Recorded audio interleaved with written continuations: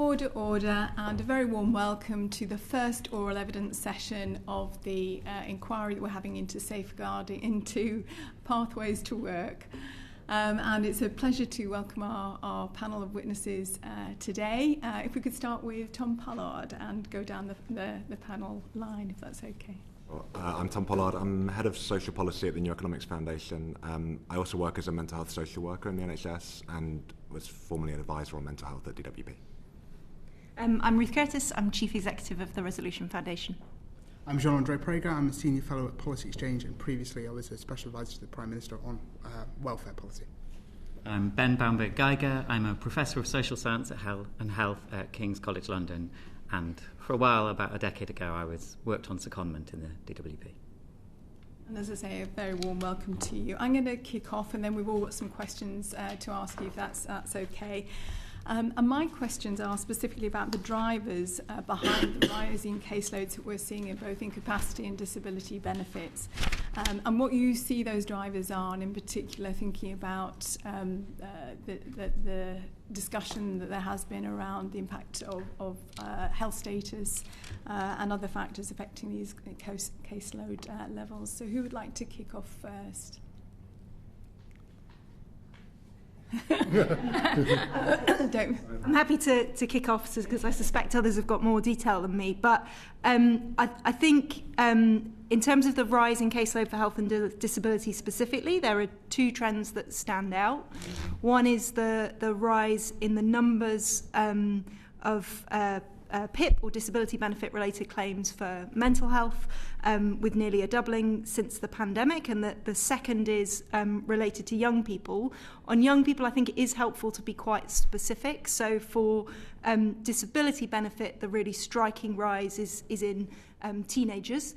For incapacity benefit, it's really for those in their early 20s, so under 25s, where the rise has been. And I think when we come to policy, that distinction is important. That some of that rise you would expect from an ageing population. You would expect some rise in these health and incapacity related benefits. I think the levels of the rises clearly go above what you would expect just for ageing, but there is wider evidence that Ben and others are more expert in than me that there are underlying health an ailing population as well as an ageing one, which would also contribute to these numbers. And I'm sure Ben and others will talk about the health issues and whether the population has got less healthy. But I think there's a couple of other factors I'd probably add to what Ruth has said. Obviously, there's an issue around just the how one defines disability, and I think over time. That there's been a growing prevalence in the number of people who now state they are disabled. They self-declare, about 1 in 4 people now self-declare they're disabled. And the really interesting kind of discussion around that is that even though that has risen significantly, even more people are claiming disability benefits than the self-declared rate. So there might be some issue around the structure of the benefit that people need to look at. I think also over time, we need to kind of look at the nature of the benefit. So obviously the gateway of the benefits expanded since it was created, and that's basically predominantly because of legal cases, and that has also kind of impacted the caseload. And also, I mean, there's less evidence. Definitely less material evidence you can point to, but over time, as people get more aware of the benefit and how that benefit works, you also see people being able to claim more efficiently and effectively. So I think those are some other pointers that might mean that you get such an increase in the caseload, but I'm sure Ben and others will talk more. Do you want to go first? I can jump in, yeah. So I guess a couple of things. I think there clearly is a big significant rise around mental health, both on incapacity benefits and disability benefits. But on incapacity benefits, we can see not just the primary condition people are claiming for, but other conditions alongside that. And what we see for incapacity benefit is that only about less than a fifth of people who are claiming because of mental health are only claiming because of mental health. On PIP, so disability benefits, all we see is the primary condition. So there's been a lot of talk about mental health driving that up, but we know it's a roughly similar cohort. There's about 70% overlap in the cohort. So there's almost certainly a similar level of complexity of health conditions. And often we're talking about 3, 4, 5 different declared health conditions, physical and mental. So I think we need to think about complexity of health rather than just thinking about mental health, partly because the mental health argument often leads us towards a discussion about, well, is it really mental health or is it not? Secondly, for PIP in particular, the proportion of people going through the assessment and getting the benefit on the back of that assessment has not increased. So it's been an increase in demand, and the government would say, well, that increase in demand is not commensurate with the increase in disability prevalence. My argument would be that this isn't about just disability prevalence, it's about the intersection of disability and poor health with financial insecurity. So there's a much bigger cohort of people who are disabled, who declare themselves disabled, who don't get PIP. That cohort has grown over time, but the financial insecurity of that group has increased over time faster than the non-disabled population.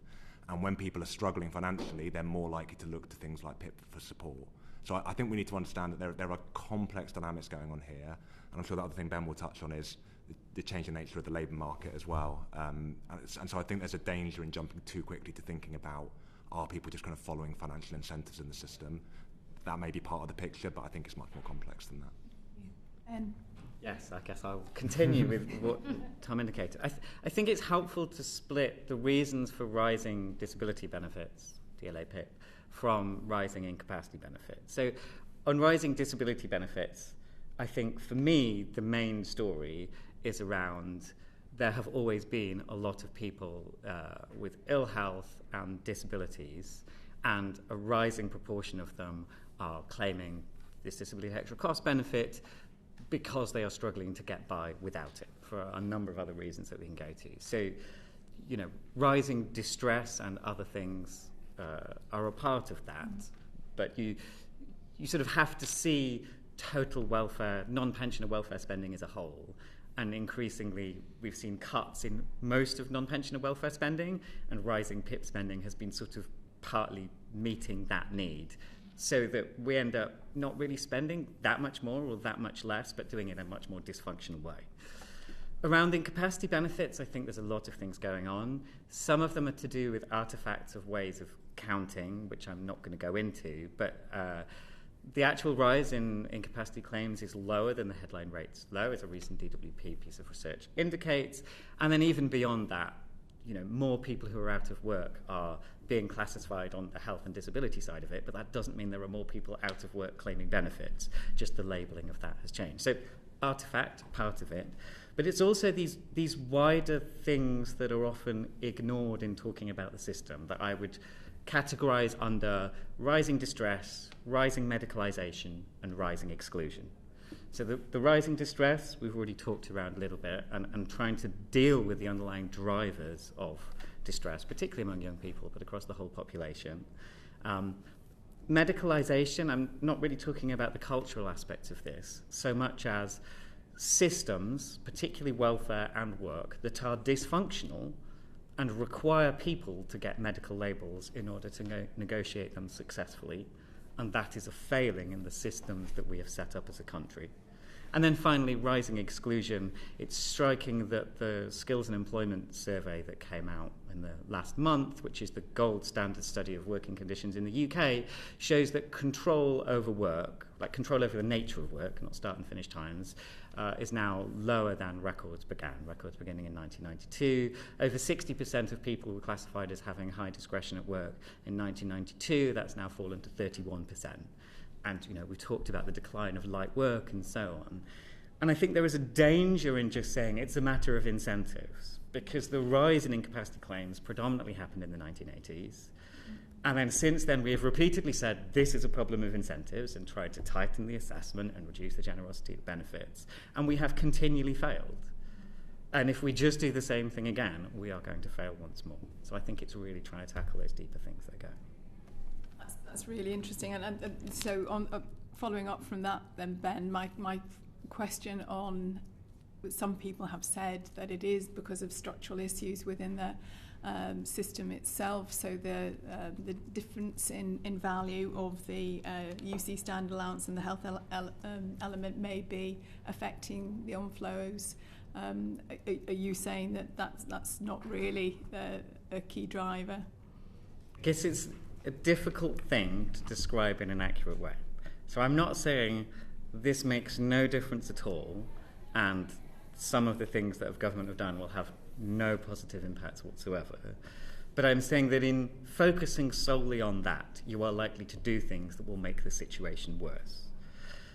If you have a look at the reasons that people have for doing things rather than their narrow incentives, sometimes when you're trying to tighten the disability gateway, but meaning that if you don't get the disability entitlement, you cannot survive. You go into a conditionality regime that still has not really got a decent way of deciding what people with health conditions and disabilities can be required to do. You have an amount to live on that by historic and comparative standards is very low.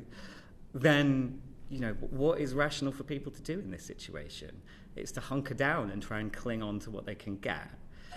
So in the context of, ideally what you would have is a system where people that do not get a classification of ill health or disability, have enough to live on, are not forced to do things they can't do, and are incentivized to work. And if you get all of those incentives in the right direction, crucially combined with incentives on employers to create spaces in the labour market for people to go into, you might get somewhere. But just the problem is that we give people with health conditions and disabilities more. We need to cut that. That's what we've repeatedly tried to do, and it has only made the situation worse for everybody involved. Does anybody else have a slightly different view from Ben in terms of the structural issues within the system itself and the stand allowance and health element differences being a key driver? I think the only thing I'd add to what Ben has said is one area where I think the government's proposals are quite different from what we've seen in recent years is in the rebalancing of the UC standard rate and the UC health element. And so I don't disagree with what Ben's saying that incentives are the whole answer to the problem, but I do think that in making these changes in a way that boosts the UC standard rate quite significantly, that does address some of what Ben's concern about whether if you don't qualify for these benefits, you still have enough to live on, in that it reverses around half of the kind of real terms erosion in the value of UC since 2010. Anybody else, Tom? I guess just a couple of things. One is to think, I think as these reforms progress, it's really critical to think back to what happened with employment and support allowance, because I think there's a lot of echoes of what happened there. And the government's spoken a lot about it being a binary system and you're either fit for work or you're not, and it's not true. There's a middle group where you're judged to have some capability to look for work, and previously you received a middle rate of payment. Now, people who got put in that group didn't habitually appeal to try and get the higher rate of payment. So the idea that this is just a case of people will always go for the most money available just doesn't stand up to scrutiny. People who were put on a middle rate of payment often stayed there, and they got a middle rate of conditionality as well. It wasn't as strict as what someone on job seekers allowance would get, but they weren't exempt from conditionality. So I think we can see that incentives play some role, but not all of the role. But when that rate of payment was cut to nothing, basically cut to be the same as the basic rate of universal credit, you then did open up a huge gulf between them. And I'm just wary of an argument that says, well, in order to close that gap, we cut the higher rate, because even with the increase to the basic rate of universal credit, it's still far from covering people's essential costs. So, yeah, it's that balance between understanding that there are incentives in the system, but there are also kind of baselines people need to meet. And if people are struggling day to day to meet their basic needs, all the evidence and all my experience suggests that makes it very hard for people to engage with the process of getting back to work, especially if they face additional barriers because of health and disability. The only thing I would add is that obviously there's been a lot of discussion about the financial incentives. I think the thing I would say about the binary nature of the system, which we haven't really focused on as much, but it's a pretty obvious point, is if you are on the UC health element of the benefit, you have we don't have an assertive system at all in terms of, you're parked on that benefit and you get the money and there's no other support for you at all. And I think that is a big issue, and obviously there's part of what the government is trying to correct here, and I think that's a different kind of incentive that is not focused on as much as the financial incentive, and trying to create frankly a more assertive system that is more helpful to people, and obviously that's why they are looking at trying to scrap the work capability assessment in the long term. Sorry, if I say one more thing on that, I think my counter to that would be that there was this middle group and it did have a middle level of conditionality, right? So if you were in the work-related activity group, you were required to come to job centre appointments, which is what the government's proposing for this group. That was a group who had been assessed as having a less significant barrier to working, and yet that group over time achieved about a 1 percentage point better return to work rate than the more severe group. So I'm just very sceptical of the idea that the difference here, the critical difference, is going to be a lower rate of payment and a higher rate of conditionality. I think what really makes the difference is building trust and engagement, and that is a difficult thing to do, and it requires proactive outreach. And the narrative that this group is trapped out of work and can't receive support, I think is disingenuous. I think they could receive support, but the department has done very little to proactively reach out to this group and engage them with support. They've done a bit more recently, and what they've shown is when they do that proactive outreach, you do start to get people engaging and you do start to get employment outcomes. So again, I think we've been given a slightly false narrative about it being very binary, very clear-cut, and that's not true. There are shades of grey here. Yeah. Lovely. So I'm now going to add another bit into the mix. So some commentators have also said that it's the number of, or the reduced number of WCA work capability assessment reassessments that's fallen since the pandemic, and also according to Resolution Foundation, the same is true of PIP. So is this having an impact in terms of the case levels?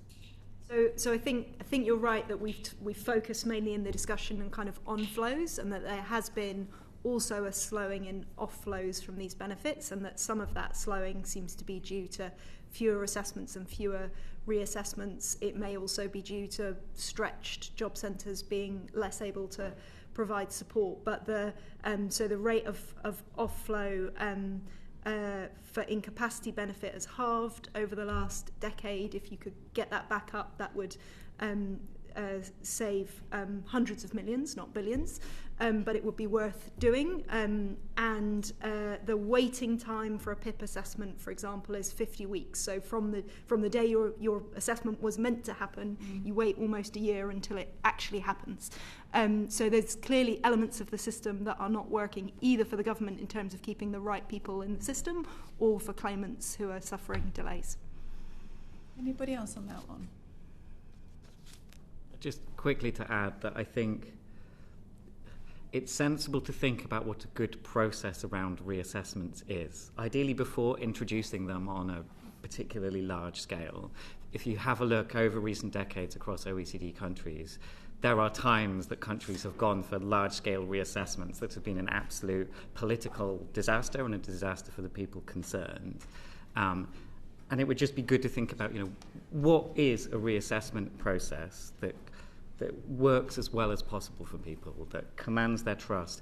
And there is some sort of a process for people, if there is a decision that someone's no longer entitled for a benefit, what should the off-ramp of benefits be?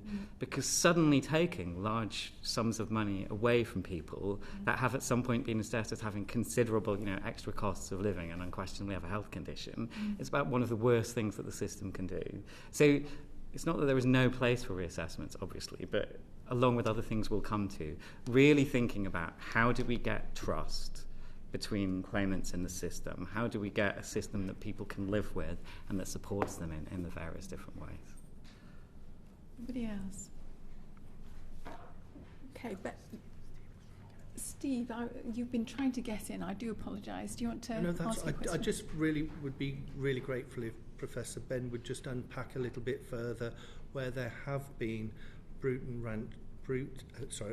and branch reform of a system on a large scale, and what should we be looking at as a select committee to understand what that can look like in a good or a bad form.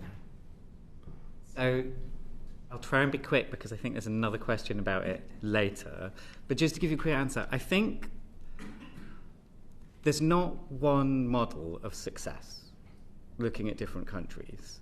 There are different ways you can set up the different parts of a system to help support people live independent lives and to support people into the labour market.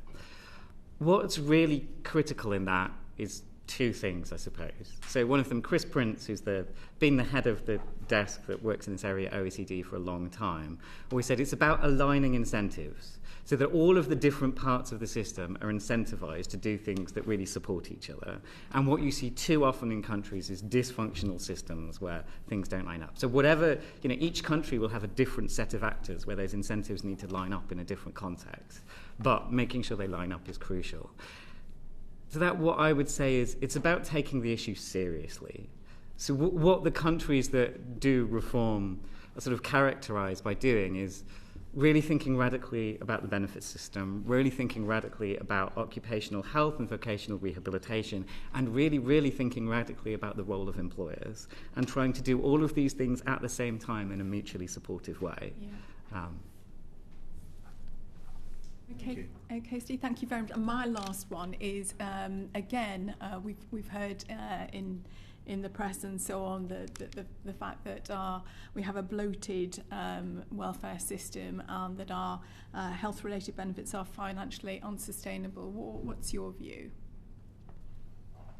I think one needs to make a distinction between for the individual and for the nation, and I think there's no question that for the nation the bill has radically increased and will continue to increase over the course of this Parliament.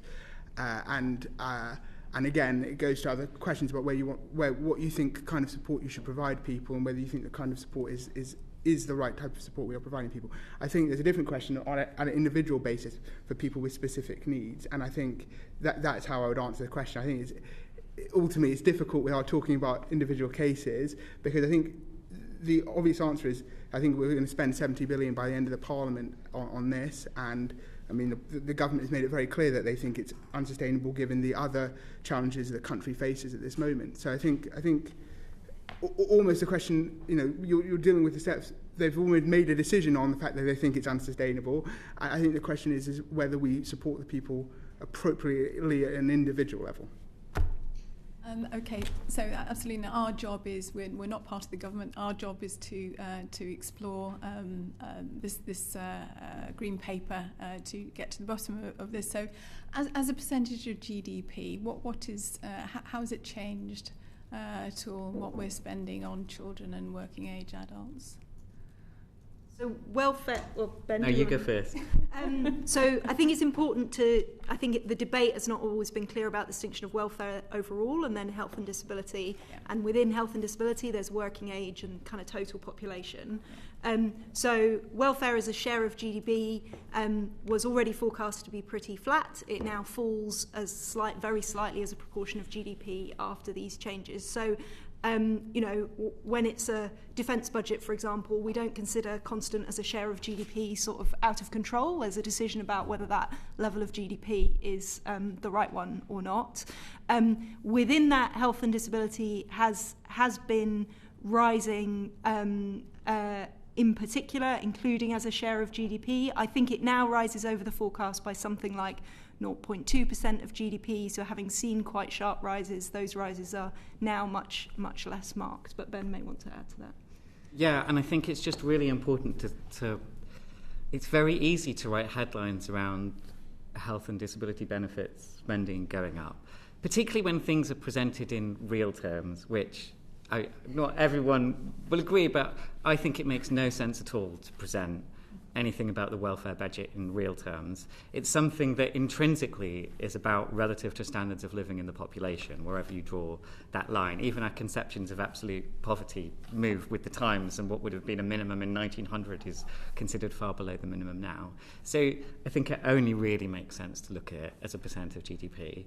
And then beyond that, the fact that often the headlines only focus on health and disability benefits without focusing on the wider context.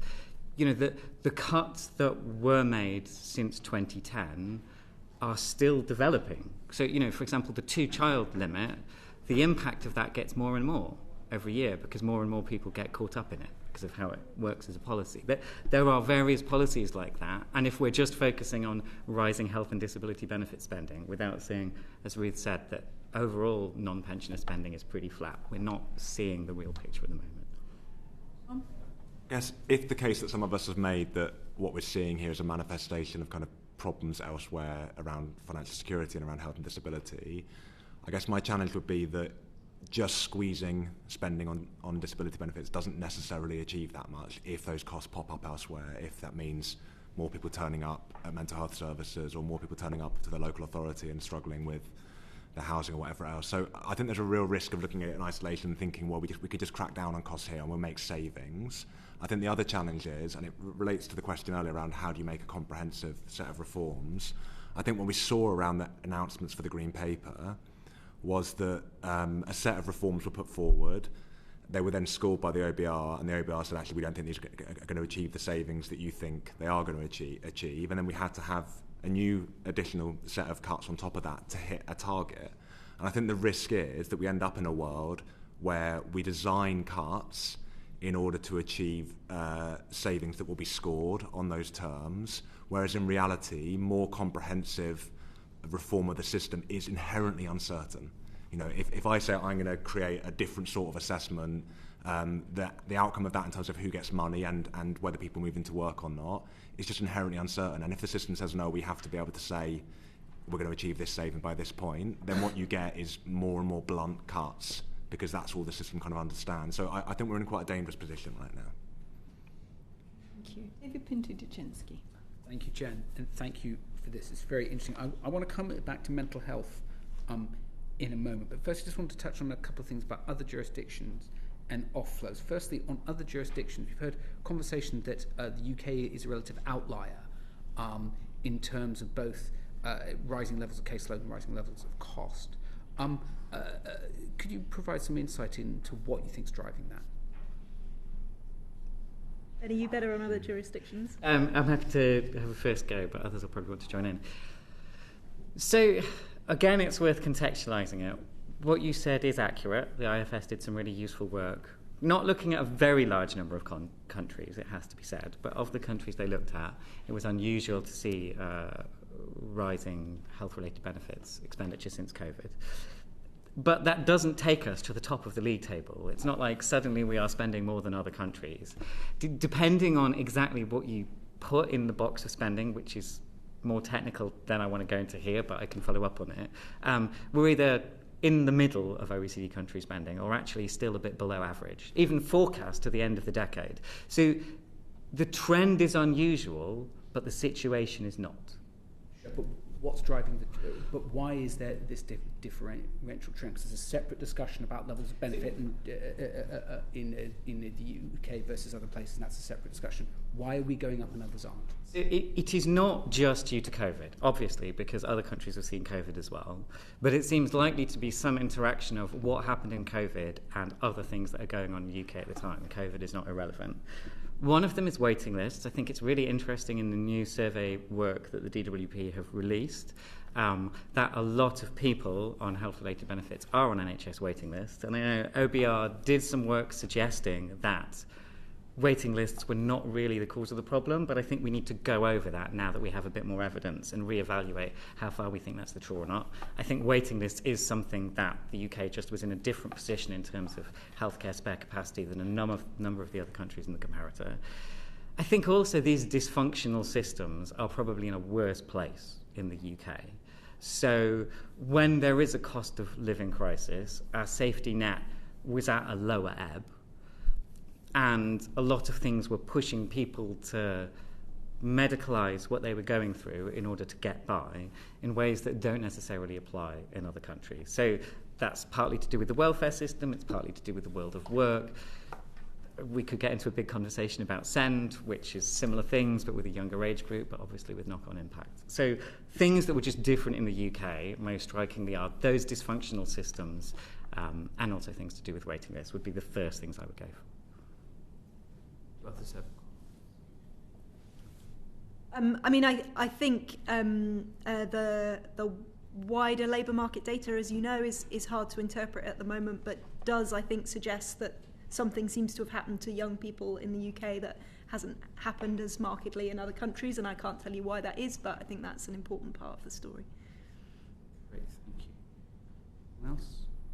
I think I broadly agree with what Ben said. I think I don't have the broader European data to think about why necessarily we are the outliers to the extent that we are or not, but I do think that the factors been identified to me feel like the ones that are driving this, a combination of, you know, access to other services, the low ebb of like the basic rate of social security, you know, issues around I guess broadly the kind of aftermath of austerity and access to access to services, and that won't be unique, and so it's hard to pinpoint and say, well, this is exactly why Britain is different to other places, but they, in my experience, seem to be the factors that are driving some of this. I don't see much. I mean, you might land on a place where you say, well, it's because something about our benefit system is unique, and I'm not sure if that's the case, and Ben may know more on that in terms of comparison to other countries. I don't really think we can land on a place that says we're just a country that's inherently more prone to kind of dishonestly seek support. So a lot of the narrative around kind of, people claiming but not really needing it, I've just got not a lot of time for, because in my experience, assuming bad faith on behalf of people doesn't get us very far in terms of explaining these trends. So it seems like it's incredibly complicated. I can't pin down exactly why we're different to other countries to the extent to which we are, but I think the things Ben said were right. And I mean, picking up on that point about medicalisation and turning to mental health now, I mean, you mentioned medicalisation, and Ben, you in particular talked about need for a kind of more nuanced conversation about it, but you've several times referenced the fact that you think there has been an increase in medicalisation. Can you talk a bit about that and kind of place that in the context of what we think is driving, in particular, rising levels of mental health claims, particularly among younger people? So I would start by saying this is an area where I think it would be really helpful for the committee and a wide range of other people to do more on it. The second thing I want to say is that it is very easy to be misinterpreted when talking about these issues, which is possibly why we haven't talked about them more. I think it really helps to talk about tackling distress, medicalisation and exclusion at the same time. Particular reason for that being is that talking about medicalisation does not mean denying the realities of people's experiences, denying that the distress is real for people. It doesn't get into kind of culture war discussions, what Lucy Folks, who's a really leading researcher in these debates, calls a kind of one big eye roll approach to young people's mental health. In taking it seriously, it is about saying there is reasonably strong evidence that there have been real rises in the distress that people have experienced. So part of this is rising distress. We need to take that seriously. We need to look at why that is the case. And if you were trying to save money in a preventative approach, you want to invest in trying to reduce the distress that particularly young people, but all people in the country, are facing. Secondly, around reducing medicalisation, trying to tackle systems that seem to push people to get a medical diagnosis, often for no readily good reason, in order to get the things that they need. This is a real problem in the workplace at the moment. One example that I think many of us can relate to is that, say you are a parent with a child with a disability going through a period of crisis. What conventionally happens in those situations is you need to go to your GP and get signed off sick with stress, even though the disability is not yours, but often the systems are set up that there is no way of dealing with the issues in their own right, so that the distress is there, it is part of it, but why can we not have things in the workplace that actually help people deal with the things that they face? We can talk similarly around the educational system and the fact that children are not getting what they need in education systems without going through the whole SEND process. And others have written extensively about this. And it's clear that then pushes people into getting diagnoses. So genuinely rising distress, dysfunctional systems that push people to medicalise to get what they need. And then the final part is what I would call exclusion. That for people experiencing distress and other health conditions and disabilities, there are some ways in which the labour market is better than it used to be, but also lots of ways that it's worse. We don't have light work anymore since the 1980s, pretty much, in the way that we used to, which were often badly paid and low status, but they were bits of the labour market that people could continue in when other bits were not available. Control at work is lower. Where are the spaces in the labour market that we're expecting all of these people with health conditions and disabilities? And what can we do with the Mayfield Review and beyond to tackle them? So I think in talking about medicalisation, to avoid going into an unhelpful back and fro in a culture wars frame, it's helpful to say we want to tackle distress, medicalisation and exclusion, all of them together, and taking all of them seriously. Any others have a view on? And just, I guess, to add from my perspective from doing some frontline work in mental health, I mean, I broadly agree with what Ben's saying. I guess I'd come at it from a slightly different angle, which is to say that mental health, in particular, is fundamentally mediated by people's social and economic circumstances. Like, social and economic factors are often a key driver of what leads to people having mental health problems in the first place. And the social and economic circumstances in which you exist fundamentally mediate your experience of a mental health problem. So my experience as someone with a history of depression and anxiety is very different in jobs when I'm well supported and have a good line manager, to the experience of someone who's struggling with those similar symptoms but is in a job where they don't have any sort of line manager. They have a shift manager and there's very little receptiveness to hearing what they're saying. So I think some of it is that, as Ben says, people are kind of forced to only frame these things in terms of medical conditions because that's the only thing that's seen as legitimate in the system. But some of it is also, I think, a bit of a misstep in the public debate and the political debate around mental health, where we start to think, well, is this a real mental health problem, or is it about someone's circumstances? And I'd say in many cases those things are inseparable. And a lot of where people are experiencing mental health problems who are in low-income households, it's intrinsically tied up in their poor living conditions, in their housing, in their social isolation. And the idea that what we need to do is somehow like objectively score that mental health problem on some sort of scale in order to prove it's a medical condition, I don't really see the value of that. And I think a lot of the debate around are these or are these not real mental health problems has really missed the mark and leads us down a path that doesn't lead us anywhere particularly productive or constructive in terms of addressing these issues. Thank you. Just one quick final question before I hand over. We talked a lot about offloads due to offloads due to kind of mental health, some of the comparisons, but offloads, we talked about the offloads with regards to assessment, but also offloads into work. So one of the striking things is, if you look at the LCWRA, only 0.9% of the caseload flow off into employment every month. That rate has halved since 2012. Why? So that's already low. It's gone even lower. What's driving that? Why has those offloads basically stopped?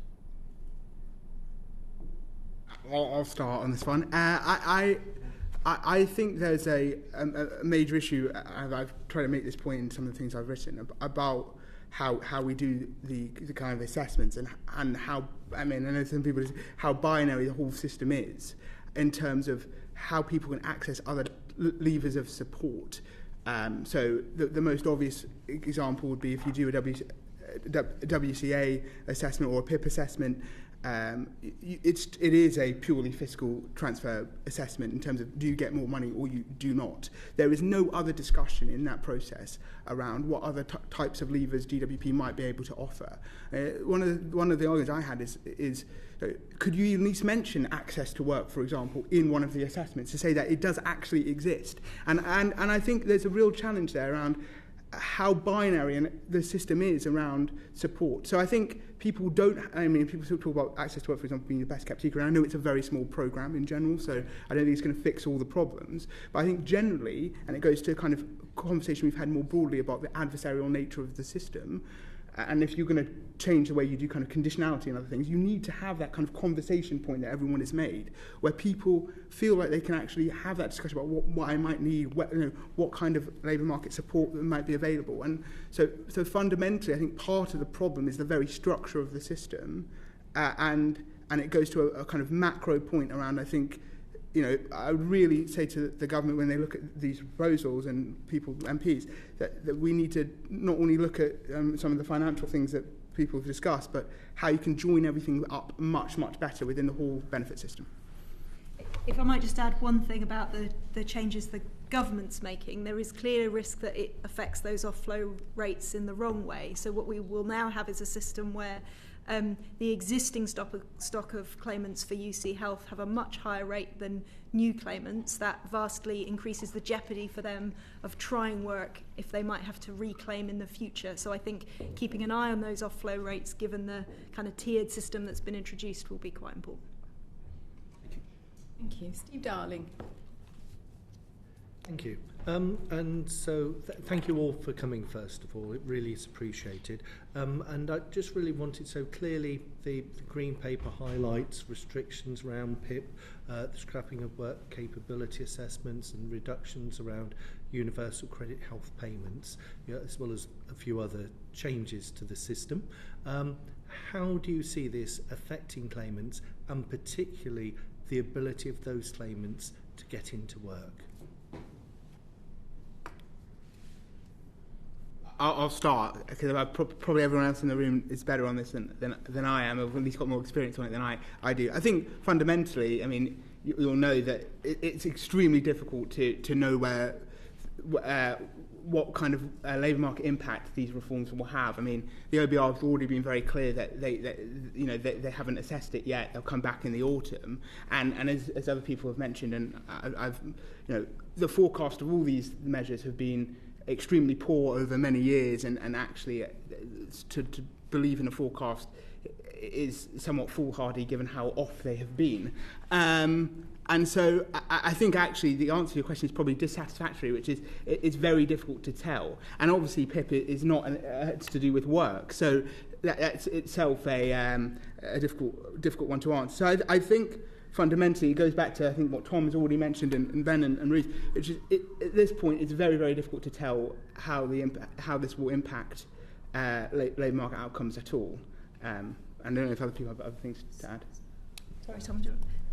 Well, so I agree, but I was going to have a bit more of a punt. so there are two elements that are uncertain. One is the impact of the cuts themselves and the changes. One is the impact on employment.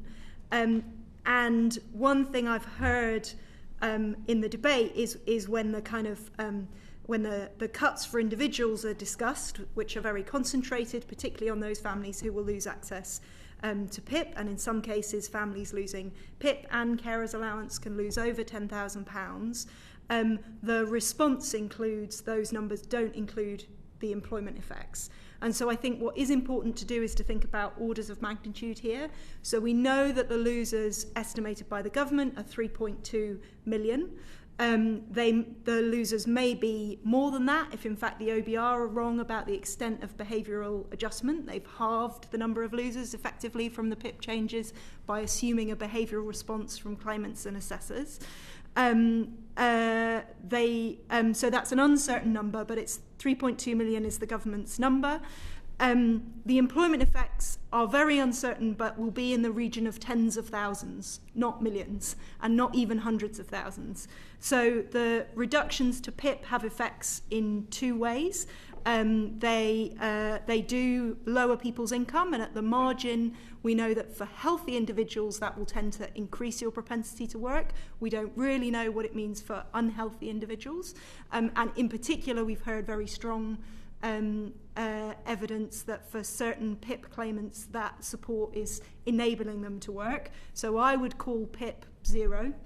The changes to UC are a rebalancing within the system where you will see some winners and losers, and they're more similar to things the OBR have modelled in the past. I think you might get low tens of thousands employment effects there. And then where you might see some positive effects are on employment support. Again, when you look at what the OBR have previously scored in autumn 23, the government spent about £1 billion cumulatively on employment support, and the OBR scored 25,000. So if this government get the same rate, they're spending about £2 billion, so they get 50,000. So you can add all these numbers up, and I really, really struggle to get above 100,000 of an employment effect. Those are the number of people who will move into employment. They will not all earn enough to replace the number of losers, but let's assume we get to 100,000 and that they all earn enough to recompense all of the benefits they've lost. That's still 3% less losers. That's 3.2 million losers rather than 3.2 million losers. When we talk about things like poverty effects, they become sort of rounding errors in the numbers. So the employment effects are important, but they are not going to change the fundamental story of the impact of these changes. Any further reflections from the panel, please? I just wanted to say, I guess what was disappointing for me was that prior to Christmas we had a white paper from DWP, which I think set out quite a transformative agenda around improving employment support, around trying to de-risk the process for people, around trying to push conditionality further into the background so it doesn't become such a kind of adversarial system.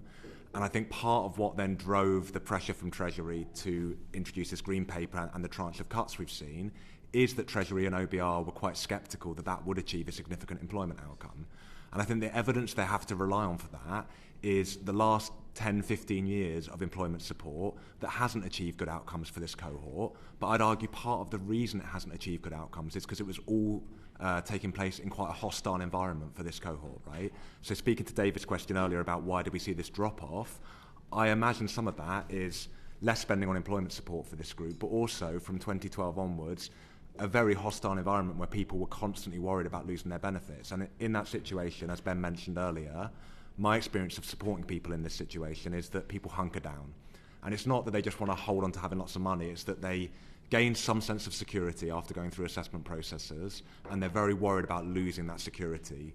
And people at that point will hunker down and not engage with this support. So I think we're stuck in a bit of a doom loop where OBR and Treasury say we don't really believe that you can transform this system and get more people back into work. And I think you could. I think you see services like individual placement and support within mental health, within NHS mental health services that support people with quite profound and severe mental health problems back into work, but they do it because they can build a relationship of trust.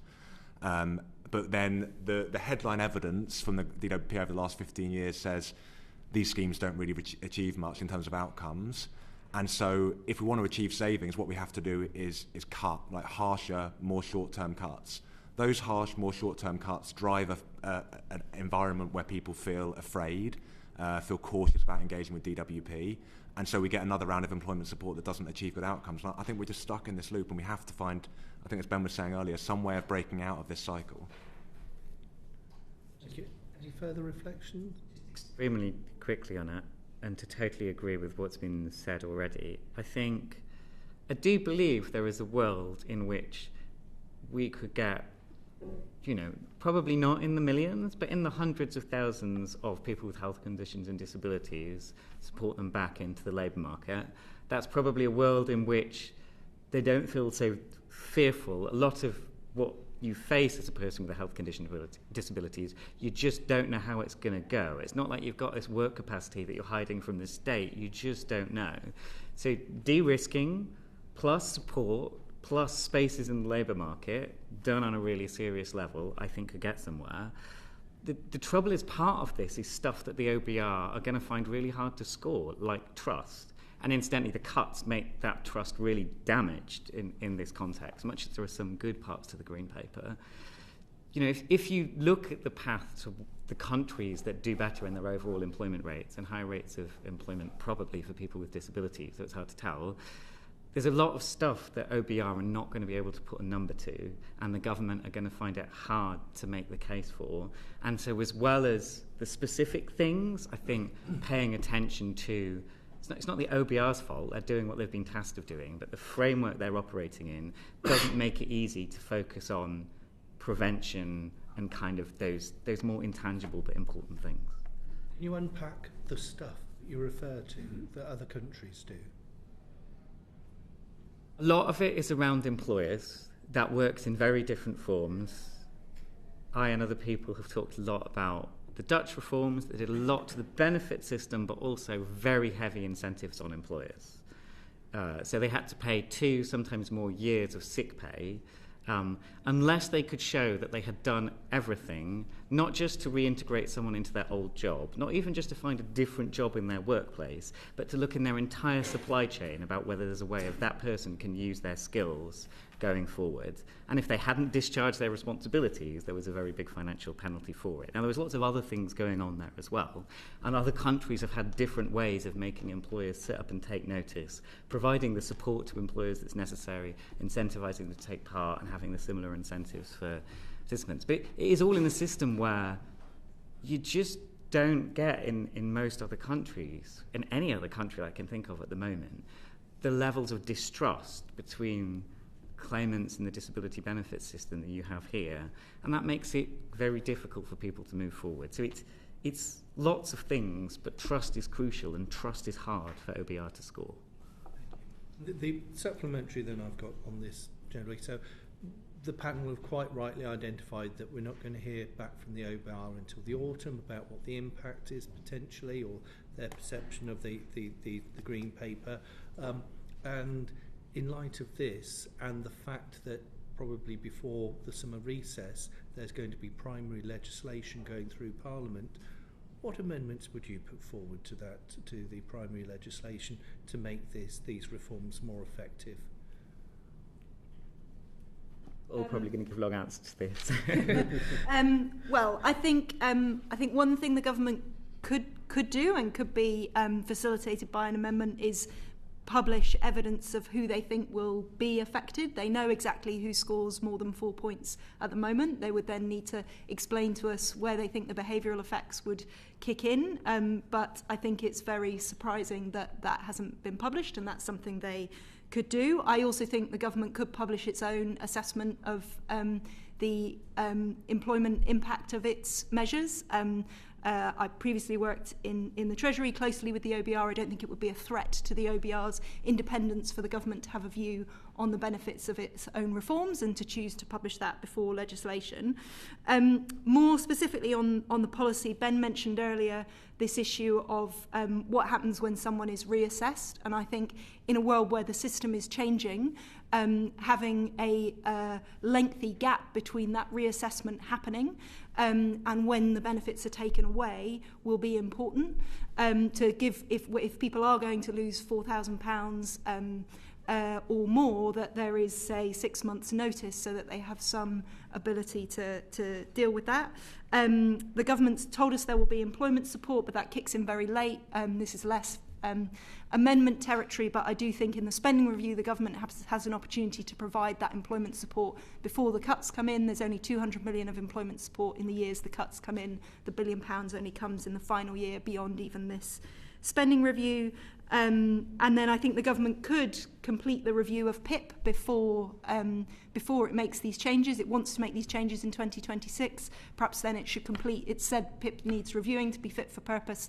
Perhaps it should complete that review before the changes are made. Sorry, bit of a long list. Really helpful, thank you. I would agree with Ruth regarding the PIP review. I think everything should be they should try and make sure everything is holistic in the way they think about this, and that includes the access to work review and the PIP review. If they're going to make these kind of changes, we need to have a more holistic way of looking at it. So that would be my main point to the government. All right, Steve, we're going to have to move on if that's okay. Joanna Baxter. Thank you. So the government has said it will introduce an additional premium for those with most severe lifelong conditions who would never have to face reassessment. What's your understanding of how that will happen or how it will work? Well, I'll start. I mean, everyone will have read the Green Paper. It's very, very vague in the Green Paper, obviously, about how they think this is going to work. There's, in previous documents that the previous government published, there was something called a severe disability group, which looked at trying to ensure that some people would never have to go through a reassessment again. It's a similar idea that other people have had over many years. And it was looking at if you could get a group of practitioners to come up with a group, and I think the DWP published some draft criteria on that. So I would imagine it would be around that kind of, that's how they would go about that kind of process. They would come up with a kind of a group of expert practitioners who might formulate what they would deem to be a severe disability. They would formulate what they would deem to be the most severe people in need that would get the additional benefit. Obviously, there's a level of subjectivity because severe is a subjective point, and it's always going to be the challenge. Where do you place that line? And I think that will be a point of big contention and debate forever, and it will constantly come up.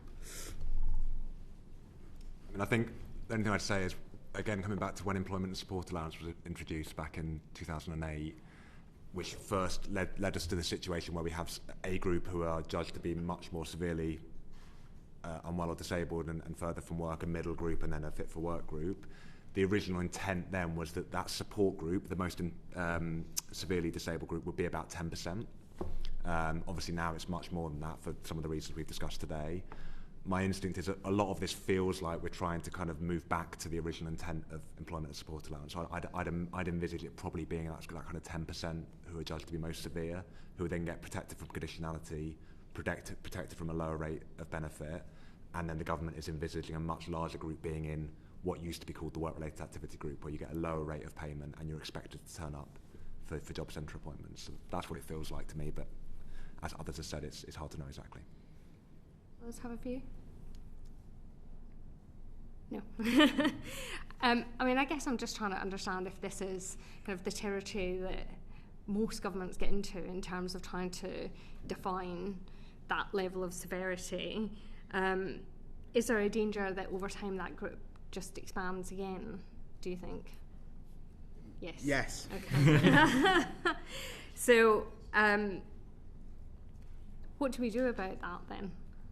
Do you have any recommendations? This is the issue collectively around these benefits, creating a more dynamic system, about making sure you're constantly, I actually think we should constantly reevaluate the assessment criteria for PIP. It should be a constant process of reevaluation. Instead, we obviously, because the debate around these things is so fraught and complicated and difficult, and affects people's lives in such a material way, that actually, we very rarely look at these things.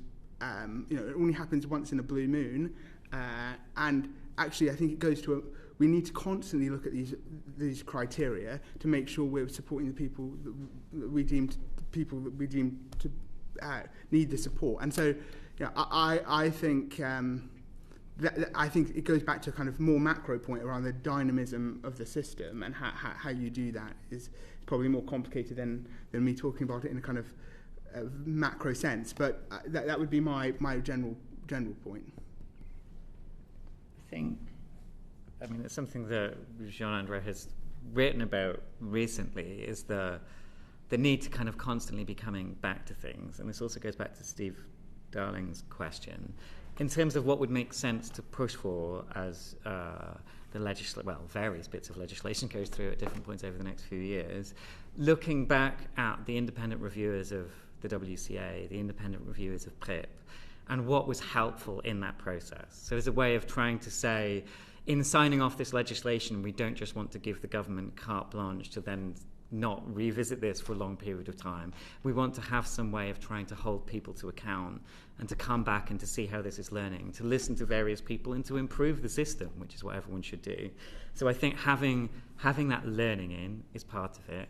And the other side of it is, no system is perfectly stable, but the pressure on disability assessments, if the system doesn't work unless the disability assessment is perfect, the disability assessment is not going to last in the long term. You have to accept that there is some cushion around it, so that if something doesn't go right, people don't end up in an impossible situation. And in terms of the PIP rises, for example, we have seen DLA PIP rising ever since it was reintroduced. But this happened much faster since 2010 in the context of kind of wider cuts to welfare and other services than before. So keep coming back to it, keep holding the government accountable, but also trying to reduce the pressure on it more widely will give it the best chance of success. And I think the additional premium we mentioned is sort of one amongst a number of examples of where the government have said in the Green Paper that there may be additional support for specific groups, but those are not sort of scored in the current money by the OBR, and that has risks both ways. It has risks to the government that this will end up costing more than is currently expected, and it has risks to individuals that in the end the government will decide it can't afford elements of this support. So as well as the one you mentioned, we haven't talked much about the proposal to scrap the work capability assessment and to use the PIP assessment as the assessment for incapacity benefit. But that will mean there are some quite specific groups that the government has said it thinks need protecting in that case, particularly people who have conditions that would currently qualify because they don't last for longer than 9 months. So that includes high-risk pregnancy, some forms of cancer treatment, but we don't know what form that protection would take. And then that means that there are also families facing a kind of double whammy. If they lose their PIP entitlement under the new system, then they're also in the future using their UC health entitlement. And it looks like that could be quite a significant cohort of people losing both benefits, which is not in the current kind of impact assessment. So I think you answered one of my other questions, but it was just about your understanding of how the proposals impact those with high-risk pregnancies and also those at substantial risk. So, yeah. So sorry to are they anticipate exempt? your question. Yeah. At the moment, the government has said it is definitely scrapping the work capability assessment, but it has not scored that with the OBR. So this proposal has a slightly funny status. It's not green in the green paper as I understand it. It's a decision that's been made, but it's not in the numbers that the OBR have scored, I think because the effects and the details are not yet certain enough for them to score it. So that means that in the DWP impact assessment, those numbers do not include the effects of the people who will lose entitlement to UC Health because they don't qualify for PIP either at the moment or under the new PIP system, because those have two separate reviews. And as you say, in particular, the difference is one is about your capacity to work and the other is about whether you have a long-term condition. And so people with acute short-term conditions that prevent them from working are the group of people who would particularly lose. Danny Kruger. Brilliant. Thank you so much. It's been really, really fascinating. Thank you. I think I'm the last questions. I've got a couple of practical questions, but I'd want to just, if you don't mind, invite you just to react to what I'm searching for sound bites. I'd like some useful headlines that I can use to navigate these problems. And just, I have an observation and a question. The observation, to tell me if you agree with it, is that, and inspired by what you've all been saying, is that the welfare system is not the place necessarily to cope with welfare demand. And the challenges we have, whether we just decide that the welfare bill is ballooning or not, is not really going to be affected significantly by changes that we make to the welfare system, unless we're prepared to be radical in a way that I don't think anybody is. Is it fair to say, is that a fair observation, that the welfare demand is not primarily influenced by the welfare system itself, that there are a whole lot of broader factors at play there? That's my observation. Any reactions welcome. That said, looking at the welfare system itself, can you just give me, again, this is a huge topic, so, and you don't all have to answer everything, by the way, just any reactions to my question. Is it fair to say that the effect of the 2010 reforms, the effect of the introduction of universal credit after 2010, was to reduce the unemployment benefit bill and the numbers of people receiving unemployment benefit, but rather than pushing a lot of people into employment, which we Tories claim happened, there was a countervailing effect, which was to push people into sickness benefit of one sort or another. And would you just weigh up those two effects, whether people would be pushed into employment or pushed deeper, as it were, into benefit dependency? Any reactions to those points?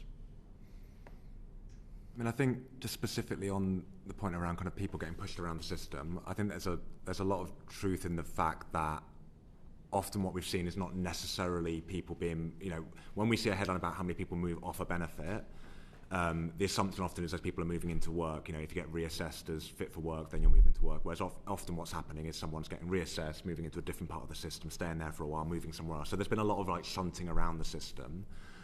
I mean, the OBR have said that from their perspective, a lot of the driver of that has been as much about conditionality as it has been about the rates of benefits. So yes, there are certain financial incentives in some parts of the system, if you want to frame it that way, but there's also big incentives around conditionality. So, if you feel that you would struggle to go to the job centre, under threat of potentially losing your benefit if you don't turn up, then there is an incentive there to seek protection from that, right? And so we've ended up with a system that's quite adversarial, and a lot of people, I think, in my experience, have been seeking protection from that. And I think the issue is that DWP's kind of muscle memory around this stuff is to say, if you want to engage with someone and support them back to work, the way you do that is you say, you have to come in for this appointment. If you don't come in, you lose your benefit. And that's what's going to happen now, right? We're going to have an expansion of conditionality to this group who are currently exempt from it. And I think the risk is that what gets underpriced in that thinking is the benefit of genuine engagement with support. And for this group in particular, if you face additional barriers to work, the critical ingredient, and DWP recognise this, is relationships and trust and genuine engagement. And that's how you get someone to take quite transformational steps and go from being long-term unemployed to going back into work. Do you not accept that sometimes being compelled to take the first step to that relationship might actually lead to positive I think outcomes. sometimes it may. I think many more cases, the threat of it will lead people to hunker down and not engage. And actually, there's a way around this, which is to say, yes, we have conditionality as a backstop that we use if and when we show there's absolute case that it's needed. DWP's MO generally has been to say, well, we'll mandate someone to come because once they're through the door, we can offer them support. And what they forget is the collateral damage that causes. Because once someone is engaging on those terms, and the New Economics Foundation did a lot of research into this last year, once someone is engaging on those terms, it's very much a transactional relationship. It's not a genuine relational engagement. And so you should be doing everything you can to try to get genuine engagement before you think about resorting to conditionality. And my argument would be that DWP has actually done very little to proactively try to achieve that engagement with this group.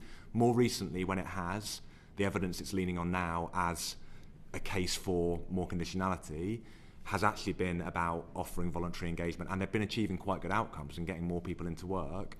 But I'd argue that is partly because people don't feel under threat. They feel like they're there of their own volition. And I think it's a real risk that we're facing now.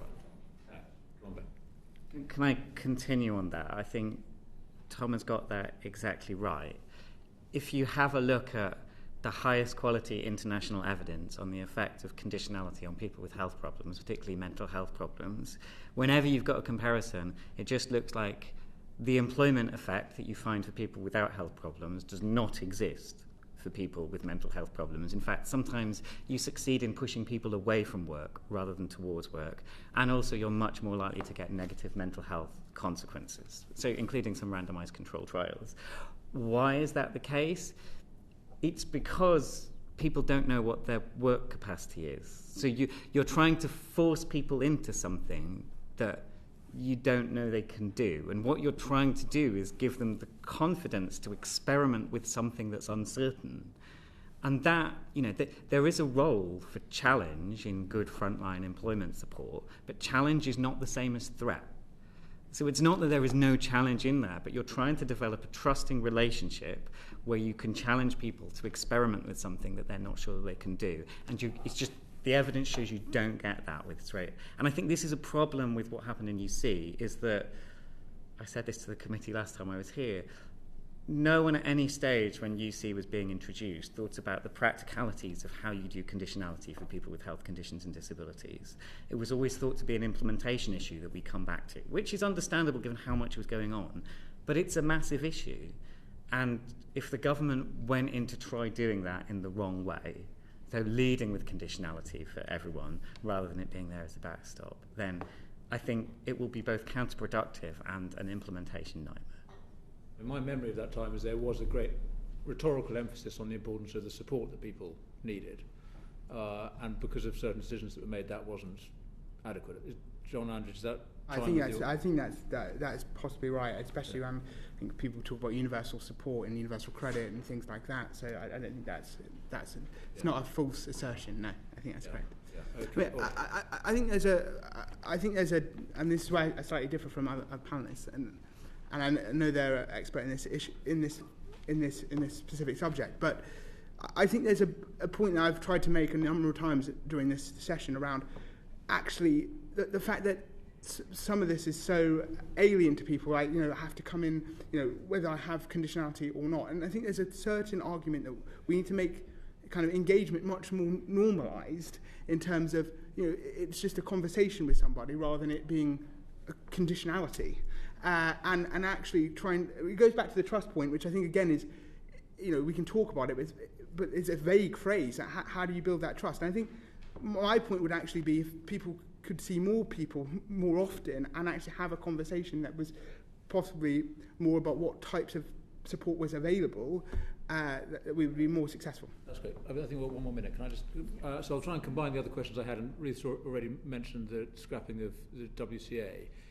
Just quick responses from you. Do you generally think that, in principle, if the assessment were done well, it does make sense to combine the incapacity and the disability assessments into one? If it were maybe iterative, if there was a lot of the appropriate conversations going on, do you think the principle is the right one, that essentially stopping UC Health from being an incapacity assessment benefit altogether and making it a disability benefit? Do you think the principle is the right one if we could get the assessment and the conversations right? to zip along the line. I think in principle, having a more rationalised assessment system, I think in practice taking one assessment and saying this now serves broadly both purposes. A, it massively ups the stakes for that one assessment, and B, both those assessments have struggled to assess the thing they're supposed to be assessing. So the idea that one assessment will be able to assess both those things effectively, I'm sceptical of. Just to add some detail, there are also quite big devolution issues with combining them because there aren't PIP assessments in Scotland. So whether you could end up having one test in England and two in Scotland seems quite challenging to me. Just to mention the young people proposals in the Green Paper as well, where there's a suggestion that they remove UC Health from under 22s, which I don't think is linked to the evidence on the kind of trends for young people. And I think it's related, because if we can move to a world where conditionality and entitlement are separate, then that creates the opportunity in the area of young people to have greater conditionality without a reduction in their entitlement. And for a soundbite from each of you two. Well, yes, I think if we in your perfect world of assessment that worked, I think rationalising it would be very sensible. I think it would help the department with some of the flows issues, and I think if you could get it right, it would be the right thing to do. But I mean, Tom's points were all accurate. I mean, in a single sentence, there's a lot of stuff that we need to do better, and whether or not you combine the assessments or merge them, you need to do those things better. So to focus on that as the main issue is not actually what really matters. Thank you, Danny. And thank you so much to all our members of the first panel, Tom, Ruth, Jean-André, Ben. Many, many thanks. It's been very, very helpful indeed. Thank you. Thank you. Thank you.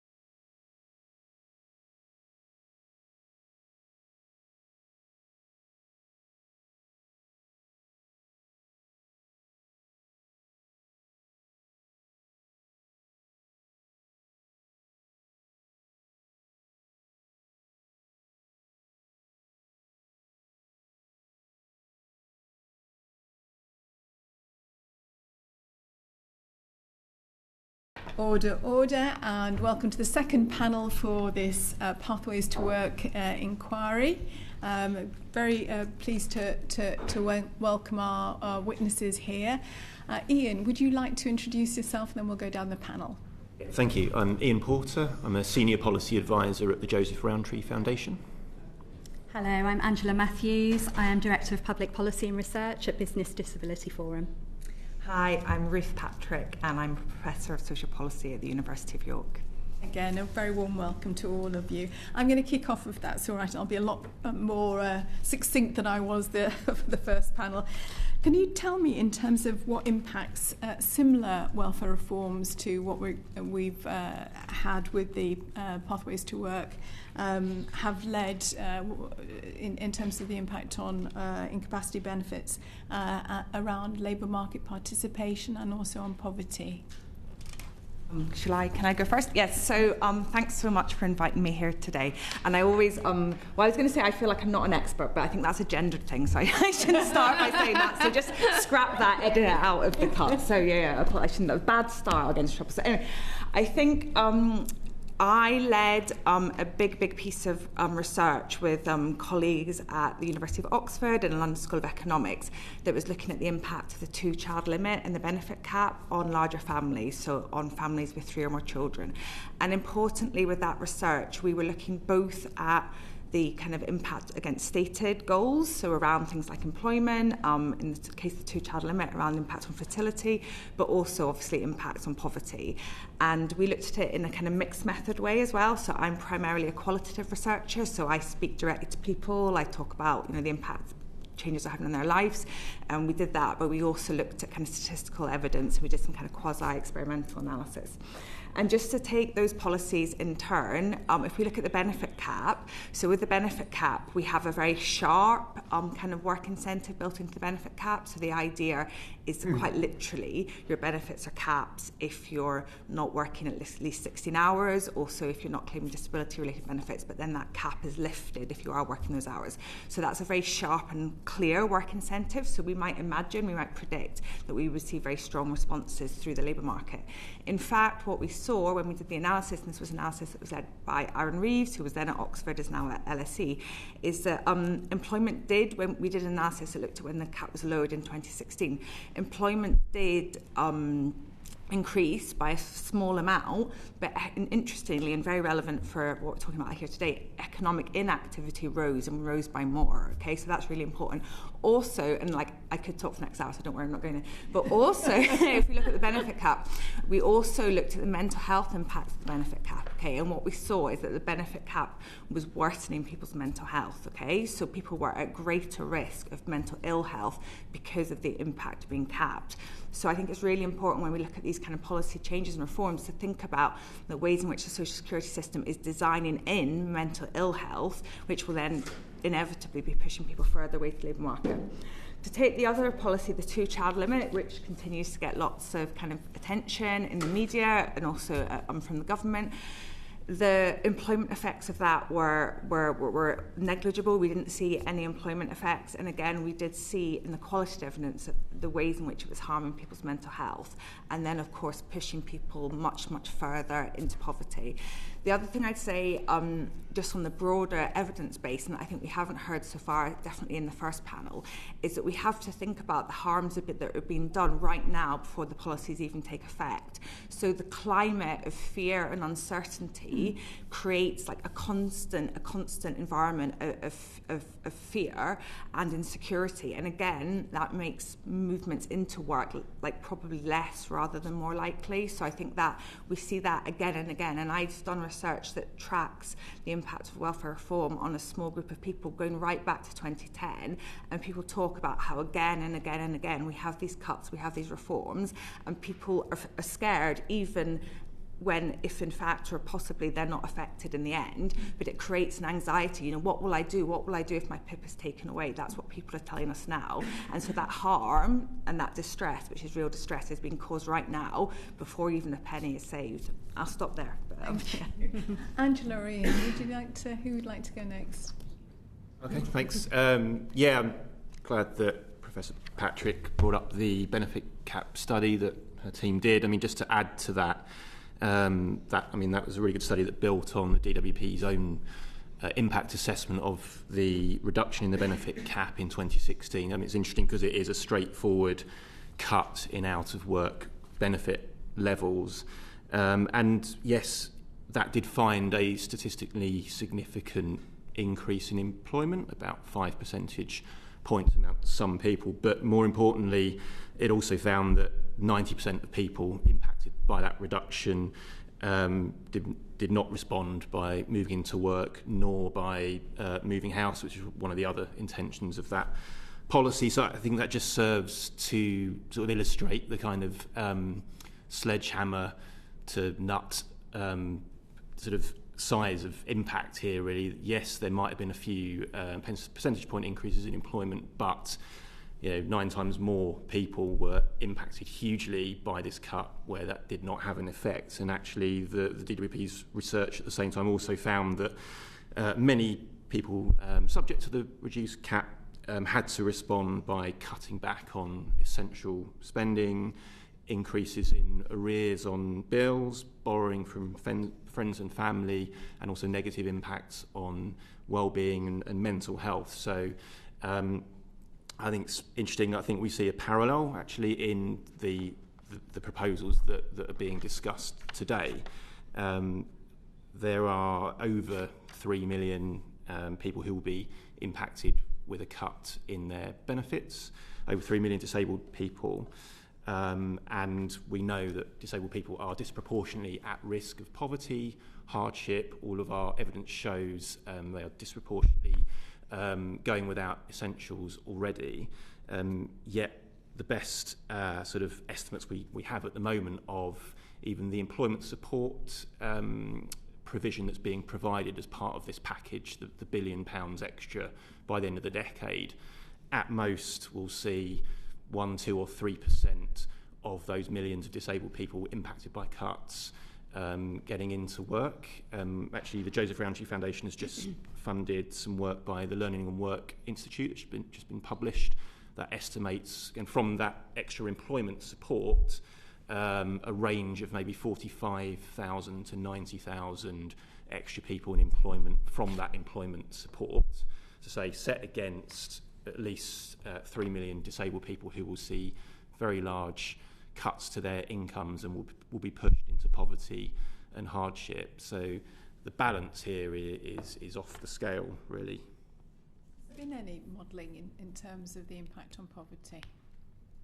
Well, of course, the government did publish its own impact assessment, which the headline figure was that the whole package would pull about 250,000 more people into poverty. The Joseph Rowntree Foundation, looking at the detail of the government's impact assessment, actually we think that the impact of the main cuts, so that's the cut to PIP eligibility and the cut to the health element of UC, in themselves, that figure is likely to be close to 400,000 in poverty, certainly well over 300,000 in poverty. And the reason is, and this is a problem more broadly with the impact assessment actually that the government published, the government's headline figures in that impact assessment are a net across a range of measures that they've lumped together into the package, one of which really shouldn't be in there at all, one of which is reversing essentially a bookkeeping entry that the OBR have had to make in their forecasts, because the previous government had announced plans to cut eligibility for the health element of UC by restricting the work capability assessment. That was never going to happen. The new government, when it came in, said that they were not going to do that. They would propose their own changes to achieve savings that would replace that entirely. So what the government's had to do in its impact assessment is net off the reversal of that was already kind of scored in the OBR. The impact assessment shows that would have increased poverty by 150,000. So essentially the government's headline net impact figure is after reducing the overall figure by 150,000. This applies not just to the poverty figures, but also the impact figures. So the 3.2 million total number of people affected that the impact assessment states will also be underestimated, because that again is reversing out the previous changes to the government. What people want to know, what MPs need to know when they're voting on it, is how many more people are going to be put into poverty by the government's new package, which entirely replaces the old package, and that's certainly 300 to 400,000, not the 250,000 that's the headline of the impact assessment. Can we just bring Angela in before we come back to you, Ruth? Actually, BDF is more focused on disabled people in work and in work support, so I'm happy, if that's okay, I'm happy to defer to Ruth. No, don't defer back. I was just going to say on the sort of impact and the poverty sort of modelling, that it's maybe worth just flagging that the Child Poverty Action Group have done some modelling of the impacts on child poverty, and if we look at that, if we sort of compare what's in the impact assessment with what Child Poverty Action Group is suggesting, they're predicting an extra 100,000 on top of the 50,000 that's in the impact assessment, so that would be like a tripling. So I don't know if it would kind of map on, but I guess I'd also just like use that opportunity to really emphasise something that I think is really problematic with the whole approach, which is the pace of change that we're seeing. So in the impact assessment, there is no accounting for or examination of, for example, the impact of the ending of the WCA. They can't impact or model what the transitional protection will look like yet, because we don't know what it will look like. In the earlier session, one of the MPs MPs asked about the additional payment for people with severe disability. We don't know what that looks like. We can't model that. I think this is like a really big, significant, I would say frightening change that we're seeing to the system of social security support, and to press ahead at this pace without more understanding and more insight would be foolhardy. So.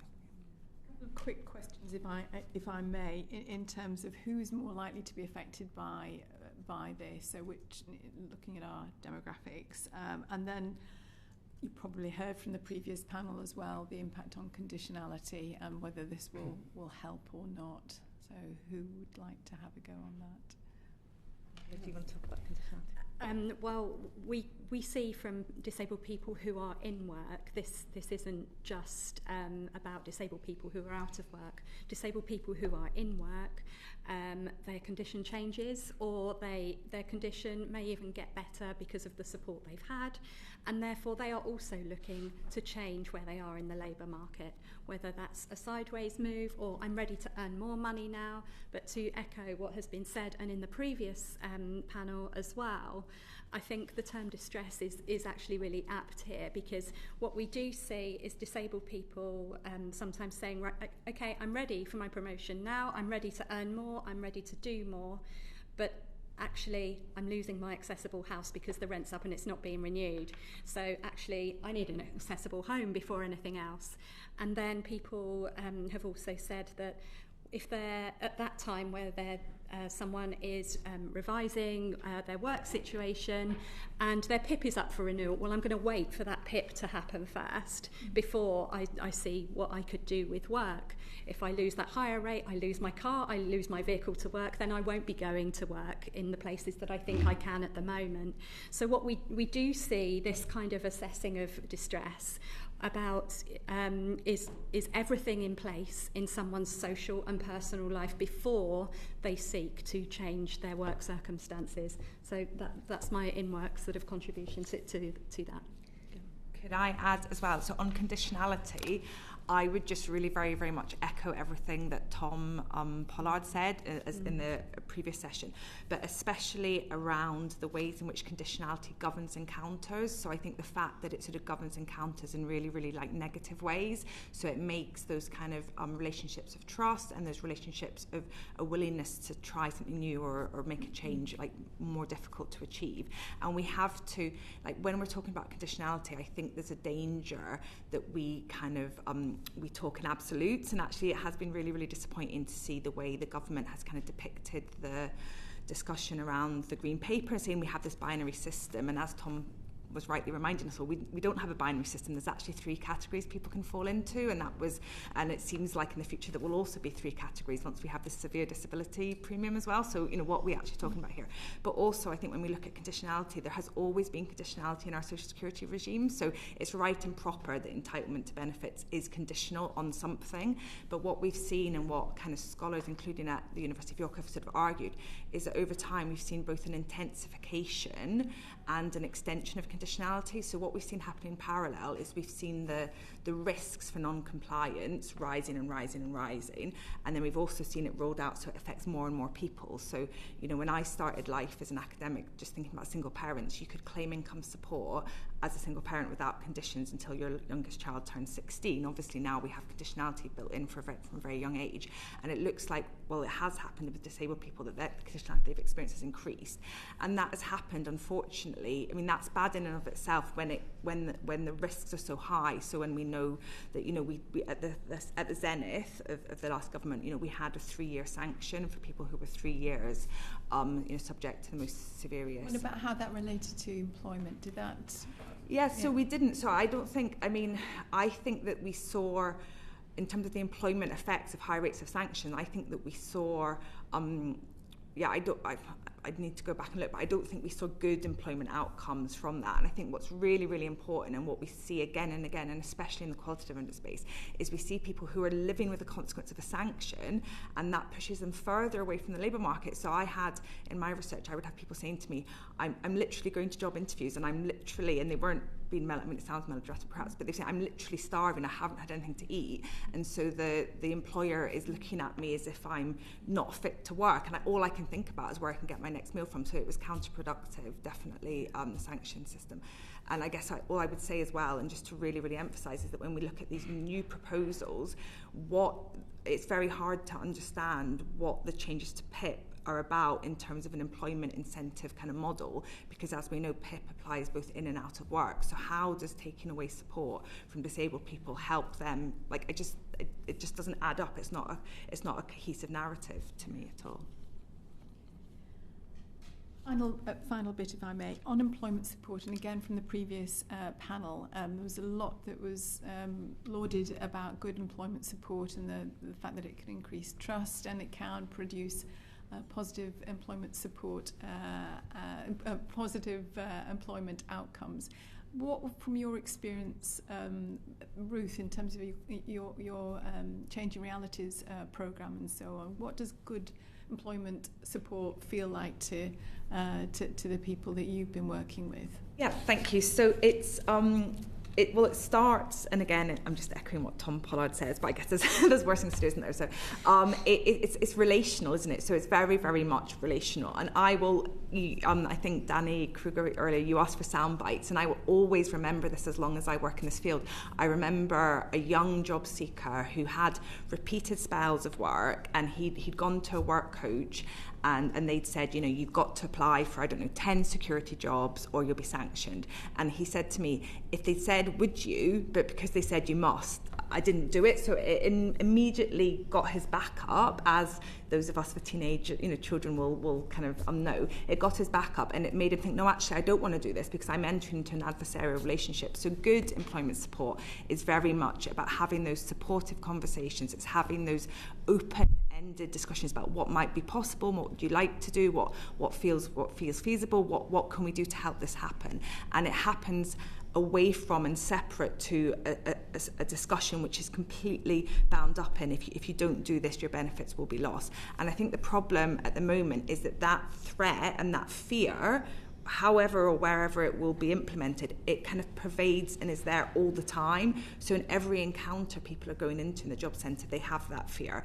And again, if we just think about the impact of extensive conditionality, is not just the impact of people that are sanctioned, it's people that are fearful of sanctions. They think, if I miss that appointment. So there's a kind of culture of fear, and we all know we've all had times in our life when we're fearful, and that doesn't make us more willing to take risks, to make changes. And I guess I know I'm talking too much, but the only other thing I'd say is that around employment support, we have to have a baseline of adequacy within our social security system. So if we're living with endemic financial insecurity, it becomes very hard to make risks, to take risks. And also, and again, as shown really a great deal by the work of Changing Realities and other research, is that the work of getting by is so intensive. So people are working day in, day out just to make ends meet on inadequate social security benefits, and that doesn't make it then possible for them to do the to maybe take on some volunteering or to go to that CV course, because they're bound up in that everyday work. Yeah. So much. I'm going to hand over to Steve Darling. Thank you. And I'd like you to take a trip down memory lane with me down to when DLA was introduced, and then it transferred into PIP, or reformed into PIP, should I say. So would welcome your reflections on how these benefits have impacted on people with disabilities. Also the transition between DLA to PIP, was that a bumpy ride, or was it a positive one for claimants in your perception? And then also some reflections around, that there's the suggestion, some parts of our community believe that, mental health is overemphasised around PIP.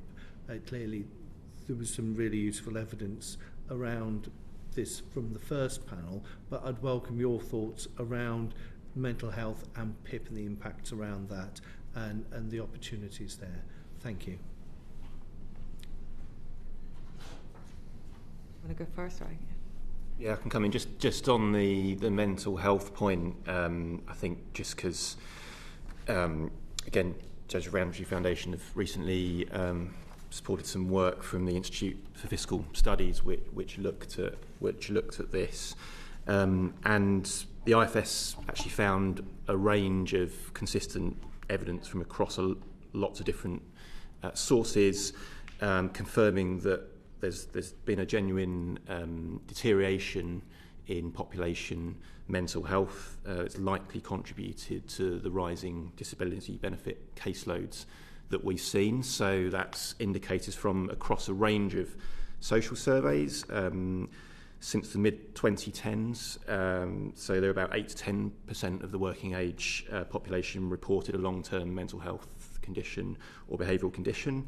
In the latest data, that's up to sort of 13 to 15%, and that's triangulating across a range of different surveys. But in terms of sort of the harder data, so to speak, the IFS looked at what they called deaths of despair amongst the working age population. These deaths relating to alcohol, drugs, suicide, and we know there's a strong link between those and mental health issues. There's been a massive increase, that's up 24% since before the pandemic, which does indicate an increase in severe mental health problems. There's also been a very large increase in the number of people in contact with mental health services or waiting for mental health services with the NHS. Those numbers rose over a third since pre-pandemic. And similarly, an increase in the number of people in England with prescriptions for antidepressants. So that IFS report shows there's been, from lots of different sources, a real increase in mental health, in poor mental health amongst the population, very likely to be contributing to some of the rise in disability benefits. But just to finish by saying, I mean, from the work that we do with people claiming benefits, going through a PIP assessment is extremely stressful. People find it extremely demeaning. Lots of people will not even go through a PIP assessment because of the stress that it causes. This is a very short quote from someone in our research that we did recently with the disability charity Scope, and she said, I find it a really traumatic experience. She's talking about assessments. She said the whole process just broke me. So these are not easy assessments to go through. Lots of people don't even want to go through them and back away from them because of the experiences that they've had. And by the way, that applies to both the work capability assessment and the PIP assessment. They're both horrible assessments for people. And it's just to say that these are not assessments that people try and go through lightly. Is that okay? Yeah, so just on the invitation to go down memory lane, I think one of the things that's important to talk about as well is like the social model of disability and the idea that disabled people are experts in their own lives, and so really disabled people, they know what they need and they know what they need to spend money on. And I think that was the kind of, if we think right back to DLA, that was kind of part of the drive behind DLA, and that was a very positive thing. And then I think I'm quite pleased that I did it, but I did think, well, it was interesting because it was in George Osborne's emergency budget in 2010 when he announced the replacement of disability living allowance with personal independence payments. And as part of that, he said, we're just going to cut spend by 20% and we're going to cut caseload by 20%. And so I thought, well, I wondered, did that actually happen? Did that transpire? So in terms of a lesson for today. And I looked, and apparently the OBR's analysis for 2019 found that the kind of transition from DLA to PIP actually increased spending on disability benefits, and significantly by between 1 billion and 2 billion a year. And that contrasts with the savings of 1.5 billion per year when it was originally announced. And so, in fact, spend on those benefits in 2018 to 19 was 4.2 billion higher than the estimate of spend for May 2018 made in December 2012. And I just thought that was really interesting in terms of us thinking, where are we now and where were we previously? I guess the other thing I would say, and it's probably obvious that I would say it as somebody who works directly with people on a low income and people who are themselves disabled, is that if we are to make these reforms effective and to make them work, we do really have to draw directly on the expertise that comes from experience, the expertise that comes with lived experience of claiming disability benefits, of trying to seek work. And so again, that would be a call to take more time, so not to rush changes, but actually to stop and sit around the room with disabled people and ask them what would they like from an assessment process that was more supportive, what would they like from employment support that could actually meet the aims. And I think we're not seeing that today. And I think that there was an element where I was asking around how is PIP used to good effect. Mm-hmm. Are you able to somebody just unpack that a little bit? Would be really helpful. I could have a go and then others can join in. So, I mean, I think that relates very much to this point around disabled people being the experts, and so it can be used for a variety of different things. And so, and we take that learning like directly from the social model of disability. And I'll read Iain read a short quote, but I'll read a longer quote from a participant in Change Realities who talks about how she uses her PIP, and this is actually for mental health issues, and this is Lily Kay writing it last July. So she says, "My diagnosis is bipolar, a series enduring, often completely debilitating mental illness that prevents me from working and often from living a normal life. Because of this, I'm in receipt of PIP. PIP has afforded me not only physical independence, but allows me some financial control through the choice of how to spend the money I receive. My choices will differ from others as much as our symptoms, circumstances, and requirements. I spend the majority on keeping our old car on the road so I can be driven to my appointments, on providing better quality food for my family. PIP has paid to top up our electric meter, as the extra few pounds makes a difference between me staying in bed all day to keep warm and being able to get up because we can put the heater on for an hour or two. I see my PIP as being a top-up that I am unable to earn through work, required to make a bare existence into a life worth living."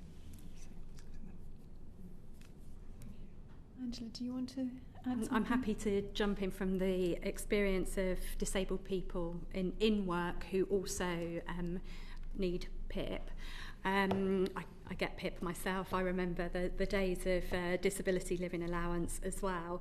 And I think for a lot of disabled people I speak to who are in sometimes senior managerial professional jobs, the issue is PIP is a gateway into other support that disabled people, whatever they earn, still need.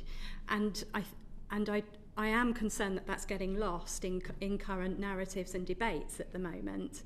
A lot of people, if you go into work and then you are earning, you lose entitlement to other types of grants, the Disabled Facilities Grant, for example, and then PIP becomes ever so important for that disabled person if they need any alterations, or if their condition progresses, they need a different vehicle, they need an adapted vehicle even.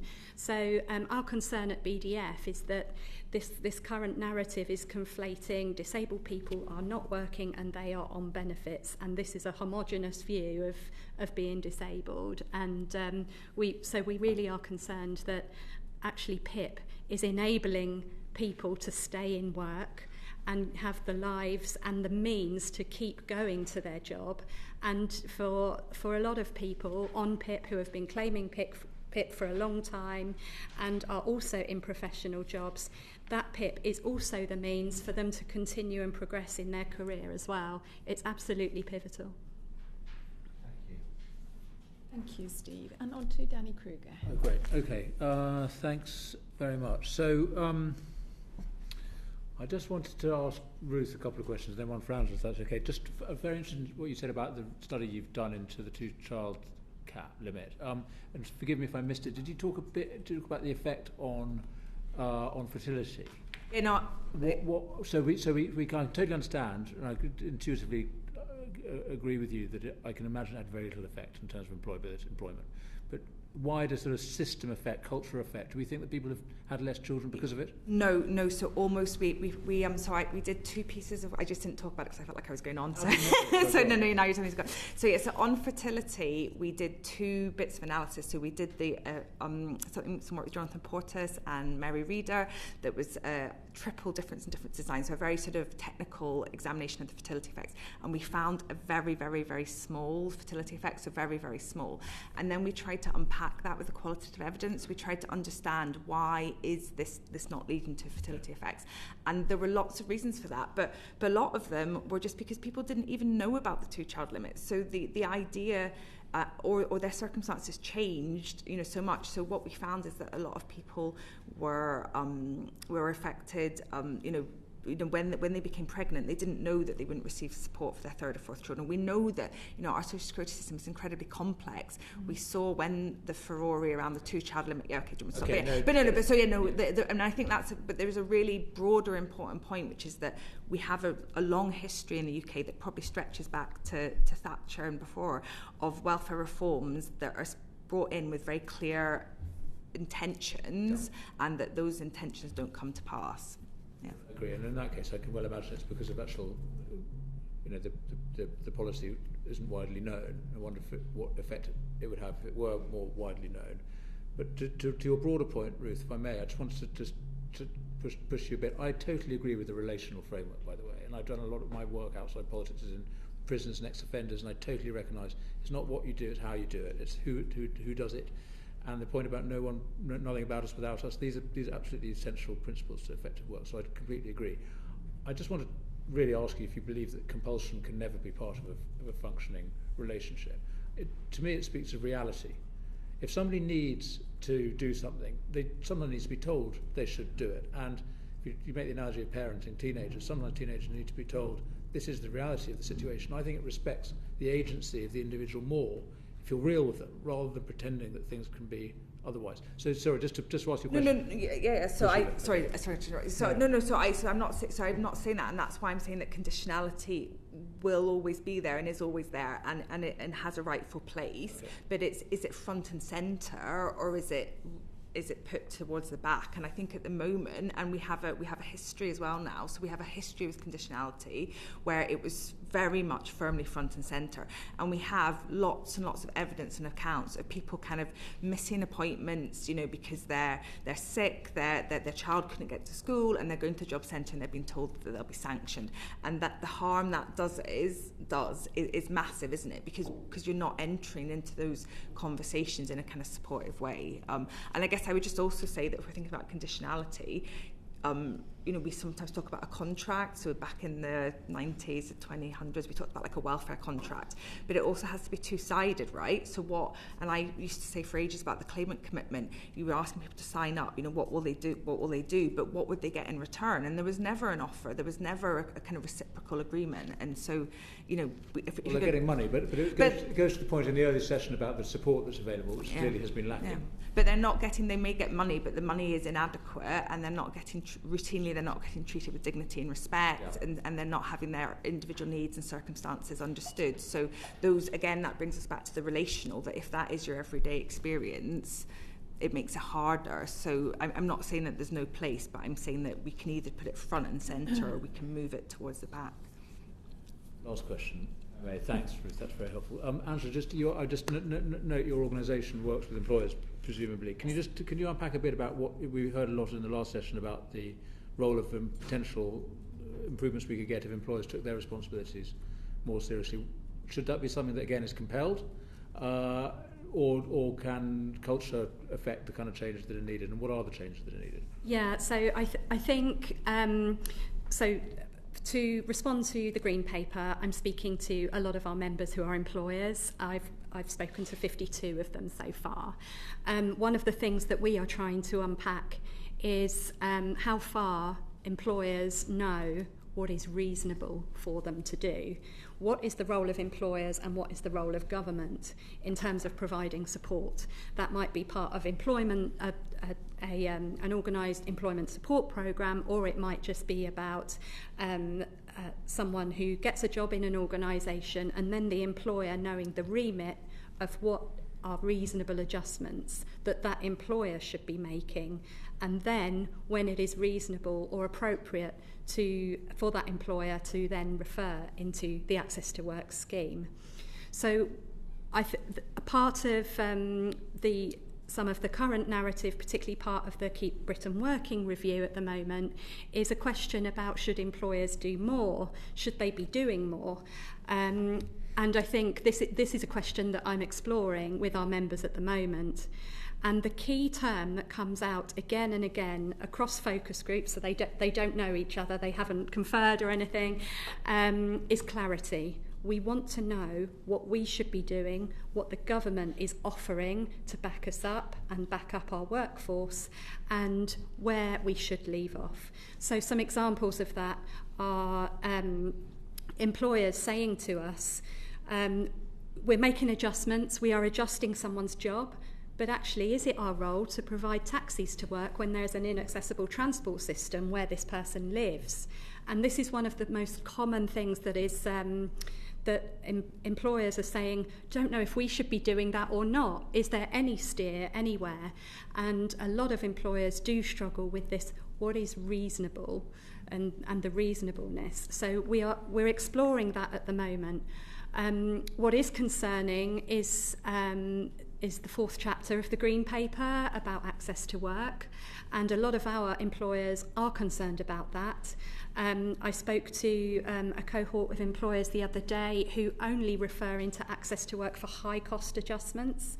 So forgive the term high cost, I know it can be emotive, but some of them were saying we've employed people who are deaf and need BSL interpreters full-time for them to be able to do their job in a way that wouldn't mean reducing hours because they don't have full-time BSL. Now, some of our employers told me they're paying between £71,000 and £75,000 a year for full-time BSL interpreters, and now they're saying to me, is that reasonable? Is that what we should be doing? Is that beyond reasonable? Is that something Access to Work can help us with? Because we've also employed a lot of people with mental health conditions and learning disabilities and autism over the last year, and we are paying for job coaching for all of them. So now our bill for additional support, which is different to their central reasonable adjustments budget, is so much bigger than the reasonable adjustments budget that we have just for staff. So what should we be doing, and where does the government want us to stop, and what is the potential for Access to Work to help us keep employing these people? I pushed some participants in those groups on, okay, with your employee who has a BSL interpreter, and the cost is £74,000 a year for this person in their role with their interpreter, what would happen? And the employer said, we would not be able to afford that adjustment. So then we would be looking at redeploying, but it can't be to a full-time role, or that person, we would no longer be able to support that person. And this is really real, and we're seeing that with job coaching as well. If Access to Work is not there, the hundreds and thousands of pounds per year that a lot of our members are paying for job coaching, they would no longer be able to support those people. So we're very worried about that. Very quick one from Jo. Very quick follow-up, if I may. How long is it taking for Access to Work to process those claims, and is that an issue? Yes, it really is an issue. Our members are telling us at the moment that from the point of applying for Access to Work and getting an assessment, our members are quoting between 6 months, and the other day I heard 13 months. Employers won't wait that long, is my guess.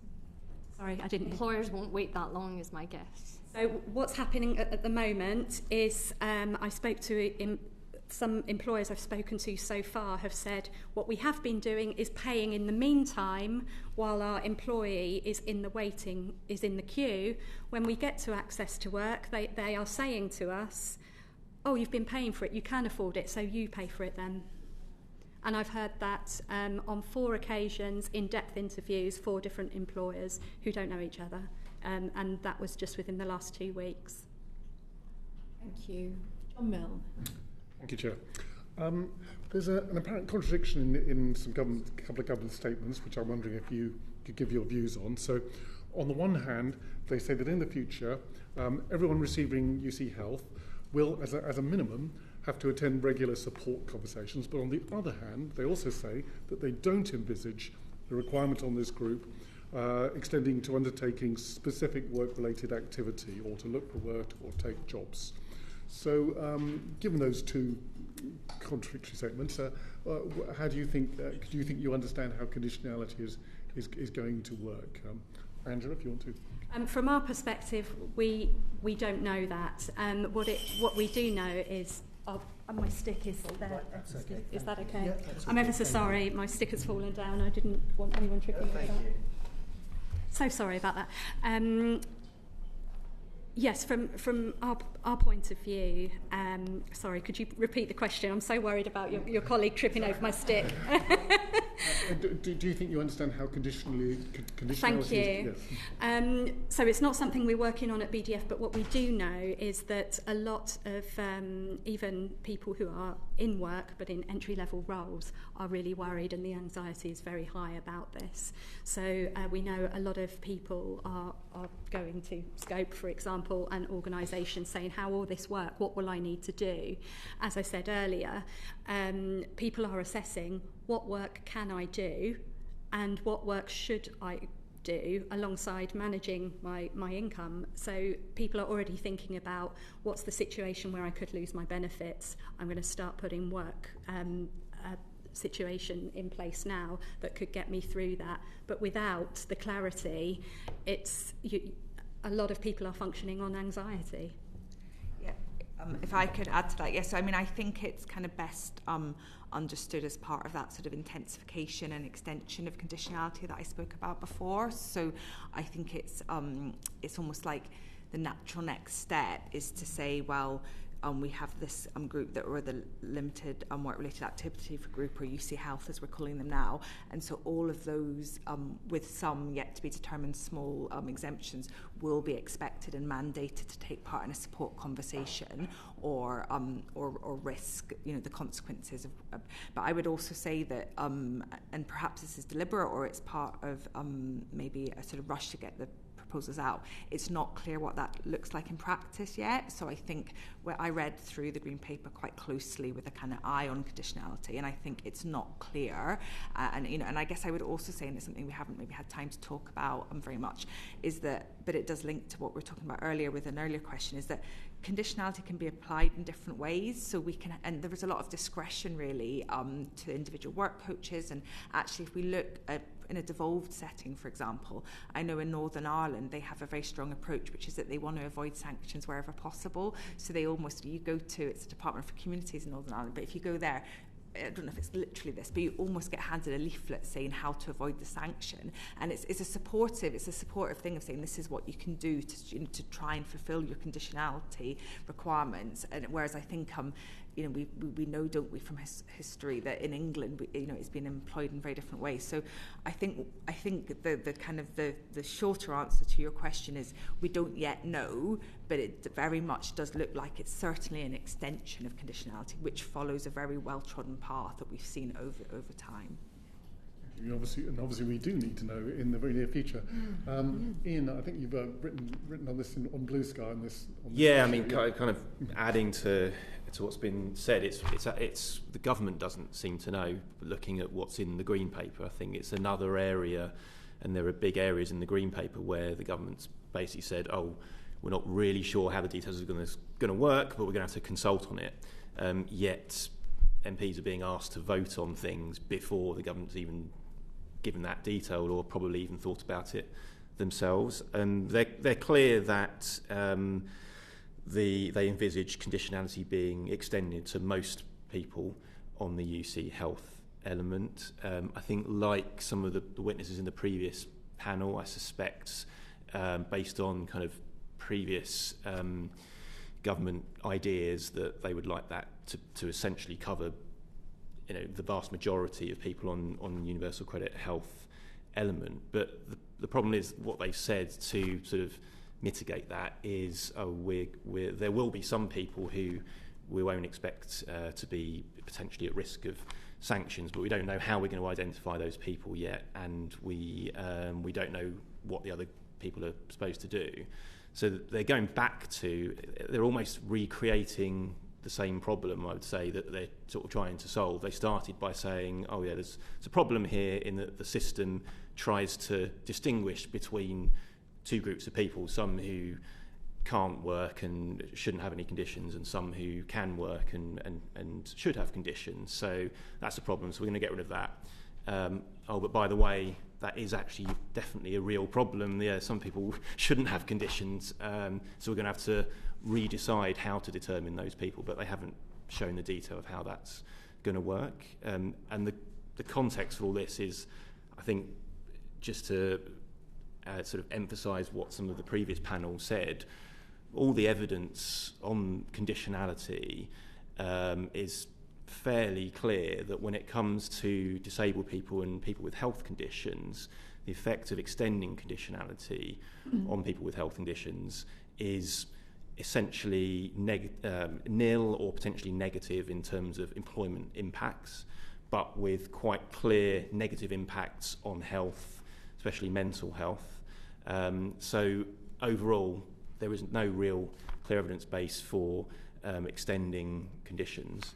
And in the recent research that I mentioned before that JRF did with disability charity Scope, we spoke to claimants who are currently claiming the Universal Credit Health element, and 75% of those claimants in our survey of them said that one of the biggest barriers to them being able to engage with work-related support or to try work is fear of what will happen to them from work coaches taking that as a sign that they can add more conditions, and then they would be told to do things that they're either not able to do or would worsen their health conditions. And that is one of the biggest fears in the system. A proposal to extend conditionality to this group, and potentially, if it follows some of what the previous government's white paper in 2023 proposed, meaning that work coaches have more discretion over what conditions are applied to this group, that just amplifies the fear that people will have in that relationship, in what should be a very important relationship with a work coach, and will push people away from genuine engagement rather than towards it. Thank you. Very interesting. One more. It's me again, yes. This is to Angela in particular. The government has said that the success of its welfare reforms depends on there being an accessible and inclusive labour market. What do you think this will actually mean in practice, and how's it going to be achieved? Yeah, I think from a wider perspective, so from the individual's perspective, but non-employment, as I said earlier, and as we heard at the previous panel, everything sort of needs to be in place in someone's own life before they can manage their condition and look for a job and get a job and stay in work and progress there. So we have heard from employers who have said that they have had disabled people apply for a job, and then when the recruiter has said, you know, do you need anything? Can we help with anything else? And the person has said, you know, what should I wear to the interview? And the recruiter who I spoke to said, the employer said, their recruiter said, well, do you have a jacket? Do you have like a smart jacket that you could wear to come into the office? And this person didn't have anything. They had never been to an interview before. And then they started to think, how am I going to get to the office? Like, I've never had to follow directions like that before. So we do see the kind of and recruiters and employers helping as much as possible. And from the individual's perspective, when they have that first interview or they try work, they have sort of an idea of what they think they should do, and then there's just a lot more to think about.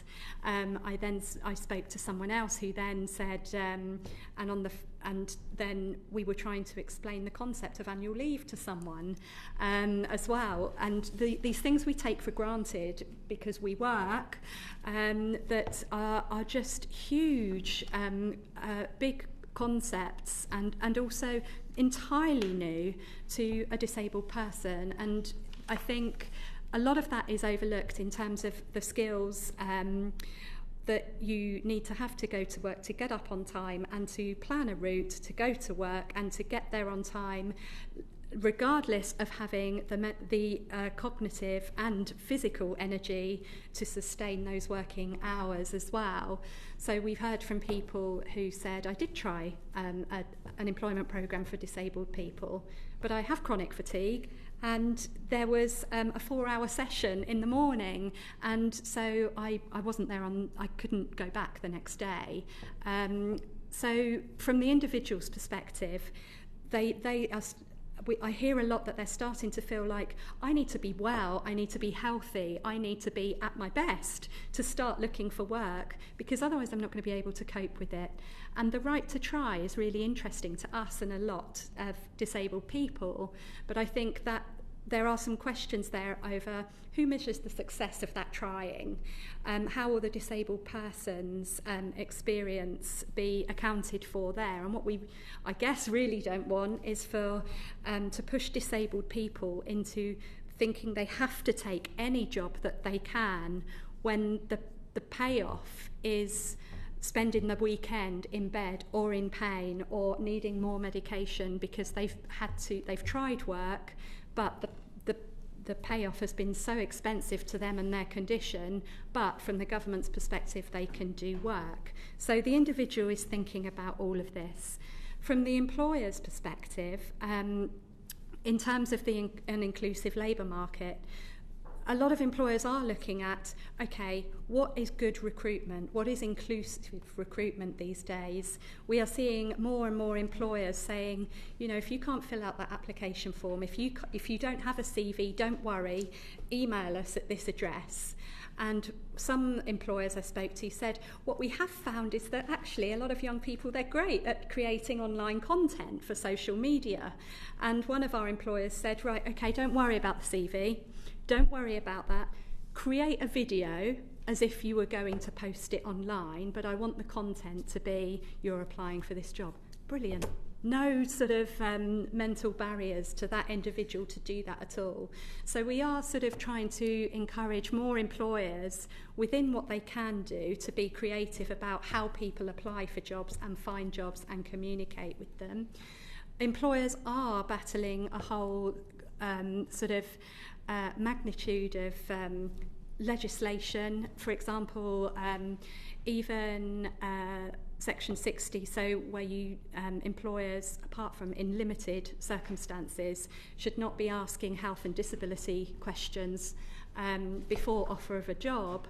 A lot of employers are still not practicing this, and it means that when a disabled person comes to a job, they have been, to an interview, they have been prepped to say, now you won't be asked anything about your disability. They're not allowed to ask you that. First question, why haven't you been in work until now? So I think that there is definitely a marrying up of and educating employers, but I have to say a lot of employers are doing a lot of good stuff as well. Then you have to tackle the probation, the induction, for example, and then we know a lot of disabled people go into work and then they don't talk about their disability, they don't talk about adjustments until they've passed that probation, meaning they're struggling all the way through that 6 or 3, 6, 9 month probation period, which exacerbates their condition. They either leave work then before probation is up, or they are exhausted by those previous months, and then they say, okay, I need adjustments now, and then this is completely new to the manager who has employed this person for 3 to 9 months already.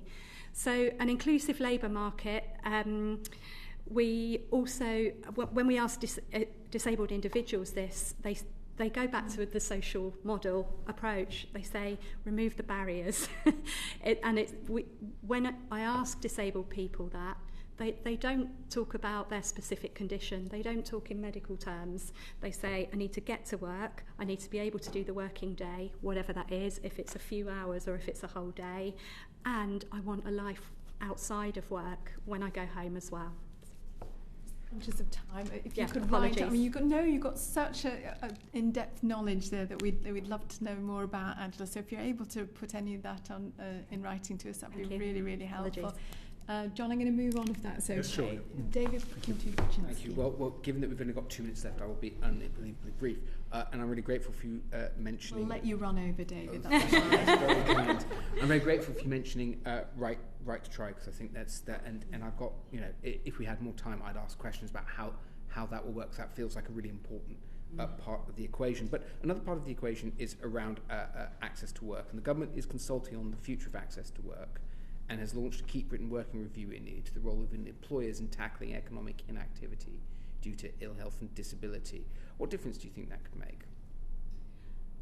So in terms of the Keep Britain Working review, we're involving our members in that. We are responding to the engagement questions. So I'm speaking to employers about that a lot at the moment as well. Again, they are really keen to be involved in this because they want to say, back to how I answered the previous question. We want to know what the government wants us to do, but they're also asking us to do a lot. So we need some balance between what the government needs to do to support workers, employees and potential workers, but we also need to see some support for employers from the government as well. So a lot of our members are really, they really welcome that review, and they want Charlie Mayfield to hear how much they're doing. Some of them have also said, we want to tell Charlie what we've done so that we can get their take, the review's take on, was this too much or not? It comes back to that clarity. The Access to Work scheme is, we really love it at BDF because we've seen how much it's got disabled people into work, and it's the difference between them working and not working. So we think it would be a horrific shame and a huge detriment to an inclusive labour market if it left. I can go on, but I suppose we are at time.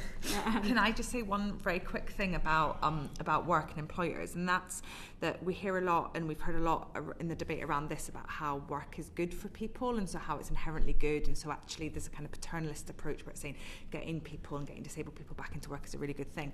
But when we actually unpick the evidence base, it does depend on the nature and type of the work, and I think that when we look at that, what we find is that it's good work that helps our health, and bad work, as many of us know who've experienced it, can have the very opposite effects.